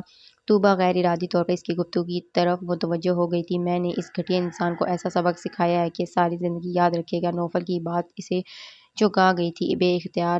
بے اختیاری کے عالم میں اس نے نوفل کے چہرے کی طرف دیکھا تھا جو اب بھی اس سے بے نیاز تھا، لیکن اس کے باوجود یکا یک اس کا وجود طوبیٰ کو ایک ایسی آئینی دیوار کی مانند لگنے لگا تھا جو ان کے اور زمانے کے سرد گرم کے درمیان تن کے کھڑی تھی، جس کی ہوتے ہوئے اللہ کے حکم سے کوئی انہیں نقصان پہنچائے تو دور چھو بھی نہیں سکتا تھا۔ بے اختیار ایک تحفظ کا احساس اسے اپنے اندر سرایت کرتا محسوس ہوا تھا۔ ٹھیک ہے، میں تمہیں اس کی ساری تفصیل سینڈ کرتا ہوں۔ نوفل اس کے احساسات سے انجان بولتا ہوا اٹھ کھڑا ہوا تھا۔ رابطہ منقطع کرتے ہوئے اس نے ایک میسج لکھ کر بھیجا تھا اور پھر فون ایک طرف ڈالتا ڈریسنگ ٹیبل کے سامنے آن کھڑا ہوا تھا۔ اسی دوران اس نے ایک بار پھر طوبیٰ کی طرف نہیں دیکھا تھا، جیسے وہ کمرے میں موجود ہی نہ ہو۔ اسی زخموں کا معائنہ کرتے دیکھ کر وہ خود ہی اس کی جانب چلی آئی تھی۔ ٹھہرے، میں ڈیٹول لاتی ہوں۔ کوئی ضرورت نہیں ہے۔ اس کا سرد لہجہ طوبیٰ کو اسے دیکھنے پر مجبور کر گیا تھا۔ نوفل خود ہی جا کر باتھ روم سے ڈیٹول اور روئی لے آیا تھا۔ اسی بدوقت تمام زخم پر دوائی لگاتے دیکھ کر طوبیٰ خود کو آگے بڑھنے سے روک نہیں پائی تھی۔ لائیں میں لگا دوں، دور رہو۔ اس نے تنبیہی انداز میں اسے دیکھا۔ دیکھیں، آپ سے نہیں۔ بولتے ہوئے اس نے جوں ہی نوفل کے ہاتھ سے روئی لینا چاہی، اس نے غراتے ہوئے ہاتھ میں پکڑی بوتل دیوار پر دے ماری۔ طوبیٰ سہم کر الماری سے جا لگی۔ کیا سمجھتی ہو تم خود کو، ہاں؟ اس کے بائیں بازو جمائے دانت پیس کر بولا تو طوبیٰ کی آنکھیں مارے دہشت کے اس کے دیکھتے چہرے پر جم گئی۔ جب جی چاہے گا انسانیت کے جام میں آ جاؤ گی اور جب جی چاہے گا ایک غیرت مند باپ کی بیٹی کا دعویٰ کر کر مجھے نیچا دکھانے کھڑی ہو جاؤ گی۔ اس کی آنکھوں میں دیکھتے وہ غضبناک لہجے میں بولا۔ طوبیٰ کی آنکھوں میں نمی پھیل گئی۔ مگر میں تمہارے دوغلے رویوں کے تابع نہیں ہو سکتا۔ میرے خلاف اگر تم نے نفرت اور بدگمانی کا علم بلند کیا ہے تو نہ اب ساری زندگی اسے ہی اٹھائے رکھنا۔ خبردار، جو کبھی کسی موڑ پر مجھ سے ہمدردی جتانے کی کوشش کی، مجھے تمہاری خیرات کی ضرورت نہیں ہے۔ سخت نظروں سے اسے دیکھتے وہ پلٹ کر کمرے سے باہر نکل گیا۔ سخت نظروں سے اسے دیکھتا وہ پلٹ کر کمرے سے باہر نکل گیا تو طوبیٰ بے اختیار سے سک اٹھی۔ نہ جانے کیوں، لیکن کچھ غلط ہونے کا احساس اس کے اندر بہت شدت سے جاگا تھا۔ دوپہر سے شام اور شام سے رات ہونے کو تھی، مگر نوفل اس کمرے سے نہیں نکلا تھا جہاں وہ غصے میں گیا تھا۔ طوبیٰ جلے بیر کی بلی بنی باہر چکراتی رہی تھی۔ اسی دوران ارجمند کی بھی 2-3 کالز آ چکی تھیں۔ اس نے انہیں تو مطمئن کر دیا تھا، مگر اب خود اس کی سمجھ میں نہیں آ رہا تھا کہ کیا کرے۔ وہ صبح کا بھوکا پیاسا بغیر کوئی دوا لیے اندر بند بیٹھا تھا۔ تنگ آ کر طوبیٰ نے گھر کی چابیوں سے دروازہ کھولنے کا ارادہ کیا تھا۔ آہستگی سے دروازہ کھولتے ہوئے اس نے اندر جھانکا تھا۔ کمرہ اندھیرے میں ڈوبا ہوا تھا۔ وہ دبے قدموں سے چلتی سوئچ بورڈ کی طرف آئی تھی اور جھکتے ہوئے لائٹ جلا دی تھی۔ روشنی کی پھیلتی ہی منظر واضح ہو گیا تھا۔ نوفل بغیر شرٹ کے بیڈ پر اوندھے منہ پڑا تھا۔ اس کی پشت پر لگی چوٹ کے گرد اچھا خاصا نیل واضح ہو گیا تھا۔ اس کا رخ چونکہ دوسری طرف تھا، اسی لیے طوبیٰ بنا آہٹ کیے اس کے سامنے جا کھڑی ہوئی تھی۔ نوفل اس نے زندگی میں پہلی بار اسے اس کے نام سے پکارا تھا۔ زبان نہ چاہتے ہوئے بھی لڑکھڑا گئی تھی، مگر سوئے ہوئے نوفل پر کوئی اثر نہیں ہوا تھا۔ ناچار طوبیٰ کو آگے آنا پڑا تھا۔ نوفل اٹھے، کچھ کھا لیں پلیز، وہ جھجکتے ہوئے بولی تھی، لیکن وہ یوں ہی بے سود پڑا رہا تھا۔ طوبیٰ کو عجیب سا احساس ہوا تھا۔ ساری ہچکچاہٹ ایک طرف رکھتے ہوئے اس نے اس کے شانے کو چھوا تھا اور بری طرح گھبرا گئی تھی۔ وہ بخار میں جل رہا تھا۔ نوفل پریشانی سے اسے پکارتے ہوئے اس نے اس کا بازو پھیلایا تھا، لیکن وہ ٹس سے مس نہیں ہوا تھا۔ طوبیٰ کے ہاتھ پاؤں پھول گئے تھے، وہ سیدھے باہر کی طرف بھاگی تھی۔ شفیق ڈاکٹر کو لانے کا کہہ کر وہ کچن میں آئی تھی۔ ایک پیالے میں ٹھنڈا پانی ڈال کر اس نے وہیں سے 2 نیپکن پکڑی تھی اور تیز قدموں سے واپس کمرے میں چلی آئی تھی۔ اس کے سرہانے بیٹھ کر اسے سیدھا کرتے ہوئے طوبیٰ کی آنکھیں بے اختیار بھر آئی تھیں۔ وہ بالکل بے سود پڑا تھا۔ اسے یوں ہوش و حواس سے بےگانہ دیکھ کر طوبیٰ کا دل جیسے کسی نے مٹھی میں لے لیا تھا۔ اس کا ہونٹ سوج کے نیلا ہو گیا تھا، چہرہ اور گردن پر بھی چوٹ کے نشانات واضح ہو گئے تھے۔ طوبیٰ نے بے اختیار اپنا لب کاٹ ڈالا تھا۔ یہ سب کچھ اس کی وجہ سے ہوا تھا۔ بے آواز آنسو بہاتی وہ اسے ٹھنڈے پانی کی پٹیاں کرنے لگی تھی۔ چونکہ یہ ڈاکٹرز کی کالونی تھی، اسی لیے شفیق 10 منٹ ہی میں برابر والے گھر سے ڈاکٹر عاصم کو لے آیا تھا۔ نوفل کے چیک اپ کے بعد انہوں نے سب سے پہلے اس کے زخموں کی ڈریسنگ کی تھی۔ انجیکشن لگانے اور نسخہ لکھنے کے بعد انہوں نے طوبیٰ کو چند ہدایات دی تھیں اور پھر اسے تسلی دیتے ہوئے صبح آنے کا کہہ کر چلے گئے تھے۔ ان کے جانے کے بعد طوبیٰ نے سب سے پہلے اسے شرٹ پہنائی تھی۔ اس کو پیش میں اس کے دانتوں تلے پسینہ آ گیا۔ اس کو اپنے دانتوں تلے پسینہ آ گیا تھا، مگر وہ ہمت سے اپنے کام میں لگی رہی تھی۔ نماز کے ساتھ اس کی صحت کے لیے نفل ادا کر کر دعا مانگتے ہوئے ایک بار پھر بے اختیار کے عالم میں رو پڑی تھی، کیونکہ وہ خود نہیں جانتی تھی رات کا نہ جانے کون سا پہر تھا جب نوفل کی آنکھ کھلی تھی۔ اس کا جسم اور سر بری طرح دکھ رہا تھا اور حلق میں پیاس کی شدت سے کانٹے پڑ رہے تھے۔ اپنے خشک لبوں پر زبان پھیرتے ہوئے اس نے اٹھنے کی کوشش میں خود کو جنبش دینا چاہی تھی، لیکن اپنے دائیں ہاتھ پر ایک عجیب سا احساس پا کے وہ الجھ گیا تھا۔ بے اختیار گردن موڑتے ہوئے اس نے اپنی دائیں طرف دیکھا تھا اور ٹھٹک کر رہ گیا۔ سائڈ ٹیبل پر جلتے لیمپ کی روشنی سیدھی کارپیٹ پر بیٹھے وجود پر پڑ رہی تھی۔ اس کے ہاتھ میں دبا اپنا ہاتھ دیکھ کر نوفل ایک لمحے کے لیے پلکیں جھپکانا بھول گیا تھا۔ اپنی پیشانی گھٹنوں پر ٹکائے وہ شاید بیٹھے بیٹھے سو گئی تھی۔ ایک گہری سانس لیتے ہوئے نوفل نے اپنا رخ موڑ لیا تھا چھت کو یک ٹک دیکھتے ہوئے۔ وہ کتنی ہی دیر یوں ہی بے حس و حرکت پڑا رہا تھا، مگر جب پیاس کی شدت سوا ہو گئی تو تب مجبوراً اسے اٹھنا پڑا تھا۔ اس کی پوری کوشش کے باوجود اس کا ہاتھ ہل گیا تھا اور طوبیٰ ہڑبڑا کر اٹھ بیٹھی تھی۔ آپ ہوش آ گیا؟ اسے اٹھتا دیکھ کر وہ بے قراری سے اپنی جگہ سے اٹھی تو نوفل نے اسے بے تکے سوال کے باوجود اس کی تسلی کو اس بات میں سر ہلا دیا، یا اللہ تیرا لاکھ لاکھ شکر ہے۔ اس کی زبان سے نکلنے والا شکرانہ بے اختیار تھا اور ایسے ہی غیر ارادی اس کا اگلا قدم بھی، مگر نوفل اپنی جگہ حیران رہ گیا تھا۔ شکر ہے بخار نہیں ہے۔ اس وقت اس کی پیشانی سے ہاتھ ہٹاتے وہ اپنے دھیان میں بولی۔ اس کے چہرے پر بکھرتے اطمینان نوفل کو نظریں چرانے پر مجبور کر گیا۔ پانی پلاؤ مجھے؟ اس کے کہنے پر اس نے جھٹ پانی کا گلاس بھر دیا۔ لائیں میں پلاؤں؟ اپنے لفظ اسے بے اختیار کل دوپہر کے واقعے کی یاد دلا گئے تو وہ جھجک کر نوفل کو تکتے خاموش ہو گئی تھی۔ اس کے گلاس آگے بڑھانے پر نوفل نے چپ چاپ گلاس تھام لیا۔ آپ کے لیے کچھ کھانے کو لاؤں؟ خالی گلاس لیتے ہوئے اس نے نوفل کی طرف دیکھا تو وہ نفی میں سر ہلاتا پشت پر رکھے تکیے کے سہارے نیم تراز ہونے کی کوشش کرنے لگا، مگر پیٹھ کا زخم اس کی کوشش میں حائل تھا۔ اس کے چہرے پر تکلیف کے آثار دیکھ کر طوبیٰ خود کو آگے بڑھنے سے روک نہیں پائی تھی، اور عجیب بات یہ تھی کہ نوفل نے بھی اسے کچھ نہیں کہا تھا۔ اس کے تکیے برابر کر پیچھے ہٹنے پر وہ خاموشی سے لیٹ گیا تھا۔ اس کی انگلیاں اپنی دکھتی کنپٹی پر سلانے لگی تھی، تبھی اسے اپنی پیشانی پر ایک نرم ٹھنڈے ہاتھ کا لمس محسوس ہوا تھا۔ نوفل کی آنکھیں ایک جھٹکے سے کھل گئی تھیں۔ طوبیٰ کو اپنی دوسری طرف بیڈ پر بیٹھتا دیکھ کر وہ ایک پل کے لیے ساکت رہ گیا تھا۔ نگاہوں کے تصادم پر طوبیٰ نے دھیرے سے نظریں چرا لی تھیں۔ نوفل چند لمحے اسے تکتا رہا تھا اور پھر خاموشی سے پلکیں مونجھ گیا تھا۔ اس حادثے کے بعد بظاہر کوئی تبدیلی نہیں آئی تھی، لیکن کچھ تھا جس نے ان دونوں کے درمیان تنی رشتے کی ڈور کو بڑے غیر محسوس انداز میں نرم کر دیا تھا، یوں کہ انہیں پتہ بھی نہیں چلا تھا اور زندگی سہل ہو گئی تھی۔ طوبیٰ لون میں کتابیں پھیلائے پڑھائی میں مصروف تھی۔ اگلے ہفتے سے اس کے امتحان شروع ہو رہے تھے، جس کی وجہ سے وہ آج کل گھن چکر بنی ہوئی تھی۔ گو کہ ارجمند روزانہ کی بنیاد پر خود ان کا کھانا بنا کر بھیج رہی تھی، مگر گھر اور اس کی ذمہ داریوں سے کنارہ کشی اختیار کر لینا اس کے بس میں نہیں تھا۔ ابھی وہ رانی سے چائے بنوا کر نوفل کو دینے کا کہہ کر لون میں آئی تھی۔ سے بیٹھ کر پڑھتے ہوئے تھوڑی ہی دیر گزری تھی جب نوفل چائے کا مگ اٹھائے فون پر بات کرتا باہر چلا آیا تھا۔ ایسی بات نہیں ہے، اچھا نہیں، آپ خود بات کر لیں۔ طوبیٰ کی طرف آتے ہوئے اس نے فون اس کی طرف بڑھایا۔ طوبیٰ نے سوالیہ نظروں سے اس کی طرف دیکھا۔ امی نوفل کے جواب پر اس نے سرعیت سے موبائل اس کے ہاتھ سے لے لیا۔ السلام علیکم امی جان، کیسی ہیں آپ؟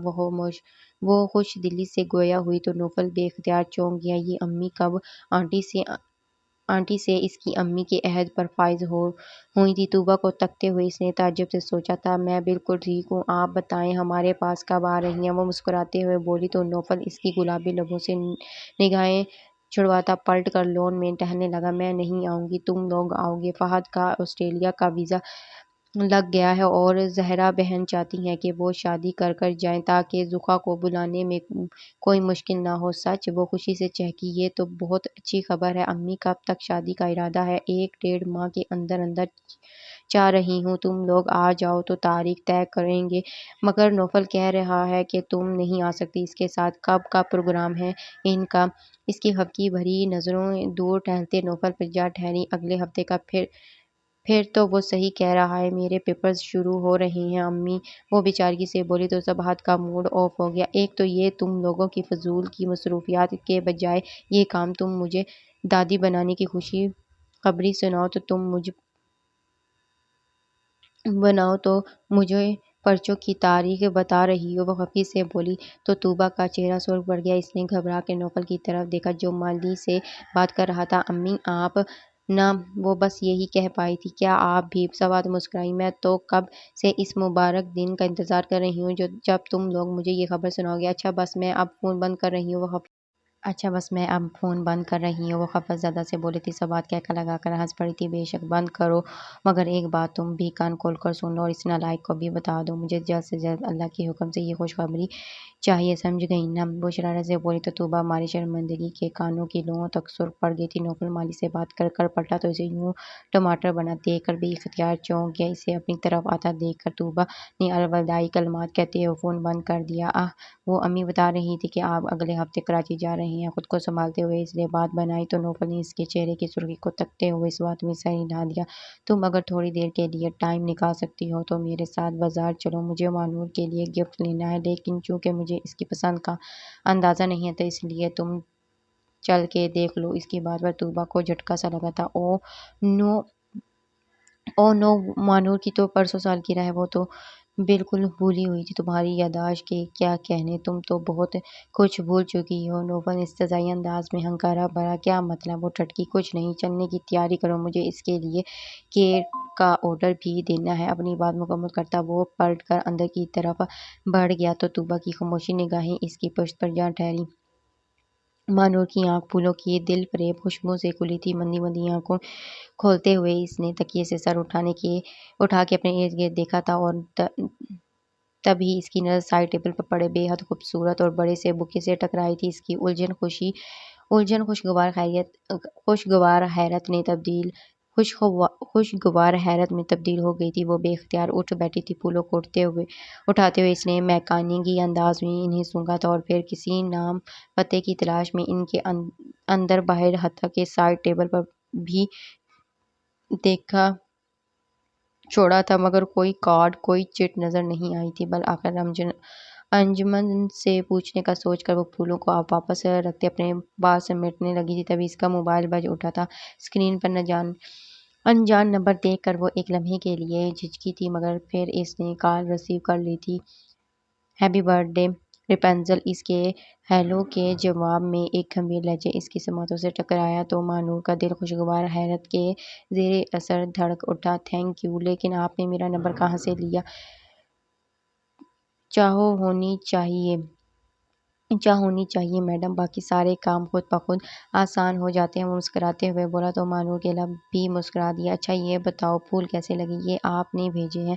مانور کی حیرت بھری نظریں پھولوں پر آ ٹھہری۔ بالکل وہ اور بات ہے کہ زحا کے نام سے بھیجے ہیں، وہ شرارت سے بولا تو مانور کھلکھلا کر ہنس پڑی۔ اس کی ہنسی کی آواز محبوب کے کانوں میں رس گھول رہی تھی۔ اس کی نگاہوں کے سامنے جھم سے مانور کا روشنی بکھیرتا خوبصورت چہرہ آ ٹھہرا جب وہ ایئرپورٹ پر اس کے مقابلے کھڑی تھی۔ تمہاری ہنسی بہت خوبصورت ہے، اس نے دھیرے سے دل کی بات آج برملا کہہ دی تو مانور کی ہنسی کو بریک لگی۔ میرے خیال میں نے تعریف کی تھی، اس نے شوخی سے چھیڑا۔ مانور کی پلکیں جھپک گئیں۔ تھینک یو، پھولوں کے لیے بھی بہت شکریہ مائی پلیئر۔ وہ لمحے بھر کو خاموش ہوا۔ دیکھو مانور، مجھے بات گھمانی پھرانی نہیں آتی کیونکہ میں ایک کھرا بندہ ہوں اور سیدھی بات پسند کرتا ہوں۔ تم بھی پلیز میری بات کا جواب بغیر کسی ہچکچاہٹ کے پوری ایمانداری سے دینا۔ مانور حسن کا دل اچھل کے حلق میں آ گیا۔ کیا جو وہ سمجھ رہی تھی محبوب جا وہی کہنے والا تھا؟ اس کی دھڑکن یخلک تیز ہو گئی تھی۔ مانور تم مجھے بہت اچھی لگی ہو، کیا تم مجھ سے شادی کرو گی؟ اور مانور کی سانس رک گئی۔ وہ کوئی بچی نہیں تھی جو اس کی نگاہوں کے بدلتے رنگ پہچان نہ سکی تھی، مگر یہ رنگ اتنے کھرے اور گہرے تھے اس بات کا اسے اندازہ نہ تھا۔ مانور، اس کی خاموشی سے گھبرا کر محبوب نے اسے پکارا تو وہ ایک گہری سانس لیتے اپنی ہمت مجتمع کرنے لگی۔ میری قسمت کے فیصلے کا اختیار اماں جان کو ہے، اگر انہوں نے آپ کے رشتے کو قبول کر لیا تو مجھے کوئی اعتراض نہیں ہے۔ کرینہ سے کہتے ہوئے محبوب جا کی اندر پھول ہی پھول کھلا گئی۔ یعنی آپ کو بھی ہم برے نہیں لگے؟ وہ دھیرے سے ہنسا تو مانور کے لبوں پر جھیمپی سی مسکراہٹ آ ٹھہری۔ چلیں پھر آپ کو باضابطہ طور پر اپنے نام کروانے کا بندوبست کرتے ہیں، شوخی سے کہتے وہ مانور کا چہرہ گلابی کر گیا۔ اب اللہ حافظ وہ تو کہہ دو یار۔ اس کی شرارت بھری ہنسی گونجی تو مانور شرمندہ ہو گئی۔ اللہ حافظ، اپنا خیال رکھنا آپ بھی، دھیرے سے کہتے ہوئے محبوب جا کے دل کی تار چھڑ گئی تھی۔ گو کہ وہ ابھی بہت سی باتوں کا خواہشمند تھا، لیکن مانور کی کیفیت کی پیش نظر اس نے رابطہ منقطع کر دیا تھا۔ فون بند کرتے ہوئے مانور نے بے یقینی سے پھولوں کو دیکھا تھا۔ کیا ابھی بھی جو اس نے کچھ سنا تھا وہ حقیقت تھی؟ حیرت سے پلکیں جھپکتے ہوئے اس نے اپنے بازو پر چوٹکی کاٹی تھی جو کچھ زیادہ ہی زور سے کٹ گئی تھی، لیکن سی کی آواز کے ساتھ ہی اس کے لب کھل اٹھے تھے۔ جھومتے دل کے ساتھ وہ پھولوں کو باہوں میں سمیٹے تکیے پر گر گئی تھی۔ نوفل کی کراچی روانگی کا دن پلک جھپکتے ہی میں آ گیا تھا۔ حسن ویلا سے نکلنے سے پہلے وہ گیس کو لمبی چوڑی ہدایت دینا نہیں بھولا تھا۔ طوبیٰ، ارجمند اور ماہ نور ساتھ اسے ایئرپورٹ چھوڑنے آئی تھی۔ ایک عجیب سا احساس تھا جو اسے صبح سے اپنی لپیٹ میں لیے ہوئے تھا۔ اپنے اس احساس کو وہ خود بھی کوئی نام دینے سے قاصر تھی۔ شاید یہ 2-2.5 ماہ کے ساتھ کا اثر تھا جو وہ ایک انجان سے خالی پن کو اپنے دل کے در و دیوار پر اترتا محسوس کر رہی تھی، ورنہ اس کے علاوہ اور کیا وجہ ہو سکتی تھی؟ نوفل جا کے لیے کچھ محسوس کرنے کی بے دہانی میں اس پر نگاہیں جمائے طوبیٰ نے اپنے اس احساس کی توجیہ تلاش کرنی چاہی تھی۔ نوفل اماں جان اور مانور سے مل کر اس کے سامنے آن کھڑا ہوا تھا۔ میں جانتا ہوں کہ میرا نام نہ ہونا تمہارے لیے برابر ہے، اور پھر بھی میں چاہوں گا کہ تم اپنا خیال رکھنا، تنہا کہیں مت آنا جانا، جہاں بھی جانا ڈرائیور کو ساتھ لے کر جانا۔ اس کی آنکھوں میں دیکھتے وہ دھیرے سے بولا تو طوبیٰ کو آنسو کا گولا اپنے حلق میں پھنستا محسوس ہوا۔ یہ اس کے ساتھ کیا ہو رہا ہے؟ اپنے اندر اٹکتے آنسو زبردستی نیچے اتارتے ہوئے اس نے اس بات میں سر ہلایا تھا۔ نوفل جا کی نظریں اس کی نظروں سے بند سی گئی تھیں۔ فی امان اللہ، اس کے لبوں نے جنبش کی تو طوبیٰ کا دل چاہا کہ وہ اس کا ہاتھ پکڑ کر اسے جانے سے روک دے یا پھر خود بھی اس کے ساتھ اڑ جائے۔ اللہ حافظ، بمشکل تمام اس سے نگاہیں چراتے وہ دھیرے سے بولی تھی۔ اس کے چہرے کو تکتے ہوئے نوفل نے کچھ کہنا چاہا تھا، مگر پھر لب پیچھے پلٹ کر اندر کی جانب بڑھ گیا۔ اسے خود سے دور جاتا دیکھ کر طوبیٰ نے تڑپ کر اس کی سمت دیکھا تھا، لیکن وہ بنا پلٹے آگے بڑھتا چلا گیا تھا، یہاں تک کہ وہ طوبیٰ کی اداس نظروں کے سامنے سے اوجھل ہو گیا تھا۔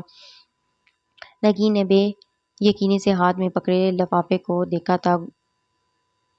ہو گیا؟ اس نے عائزہ کی طرف دیکھا۔ ہاں، وہ کرسی سنبھالتے ہوئے بولی تو نگین کے چہرے پر دبا دبا سا جوش پھیل گیا۔ تیزی سے لفافہ کھولتے ہوئے اس نے اندر موجود کاغذات نکالے اور پوری توجہ سے اسے پڑھنے لگی۔ زبردست، تم نے تو کمال کر دیا میری جان، خوشی سے جھومتے ہوئے اس نے پاس بیٹھے عائزہ کو خود سے لگایا تو وہ پھیکی سی ہنسی ہنس دی۔ اب کیا کرو گی؟ عائزہ الگ ہوتے ہوئے بولی تو نگین زہر خند سے مسکرا دی۔ میں طوبہ حسن اپنے گھر لوٹنے کا انتظار کروں گی۔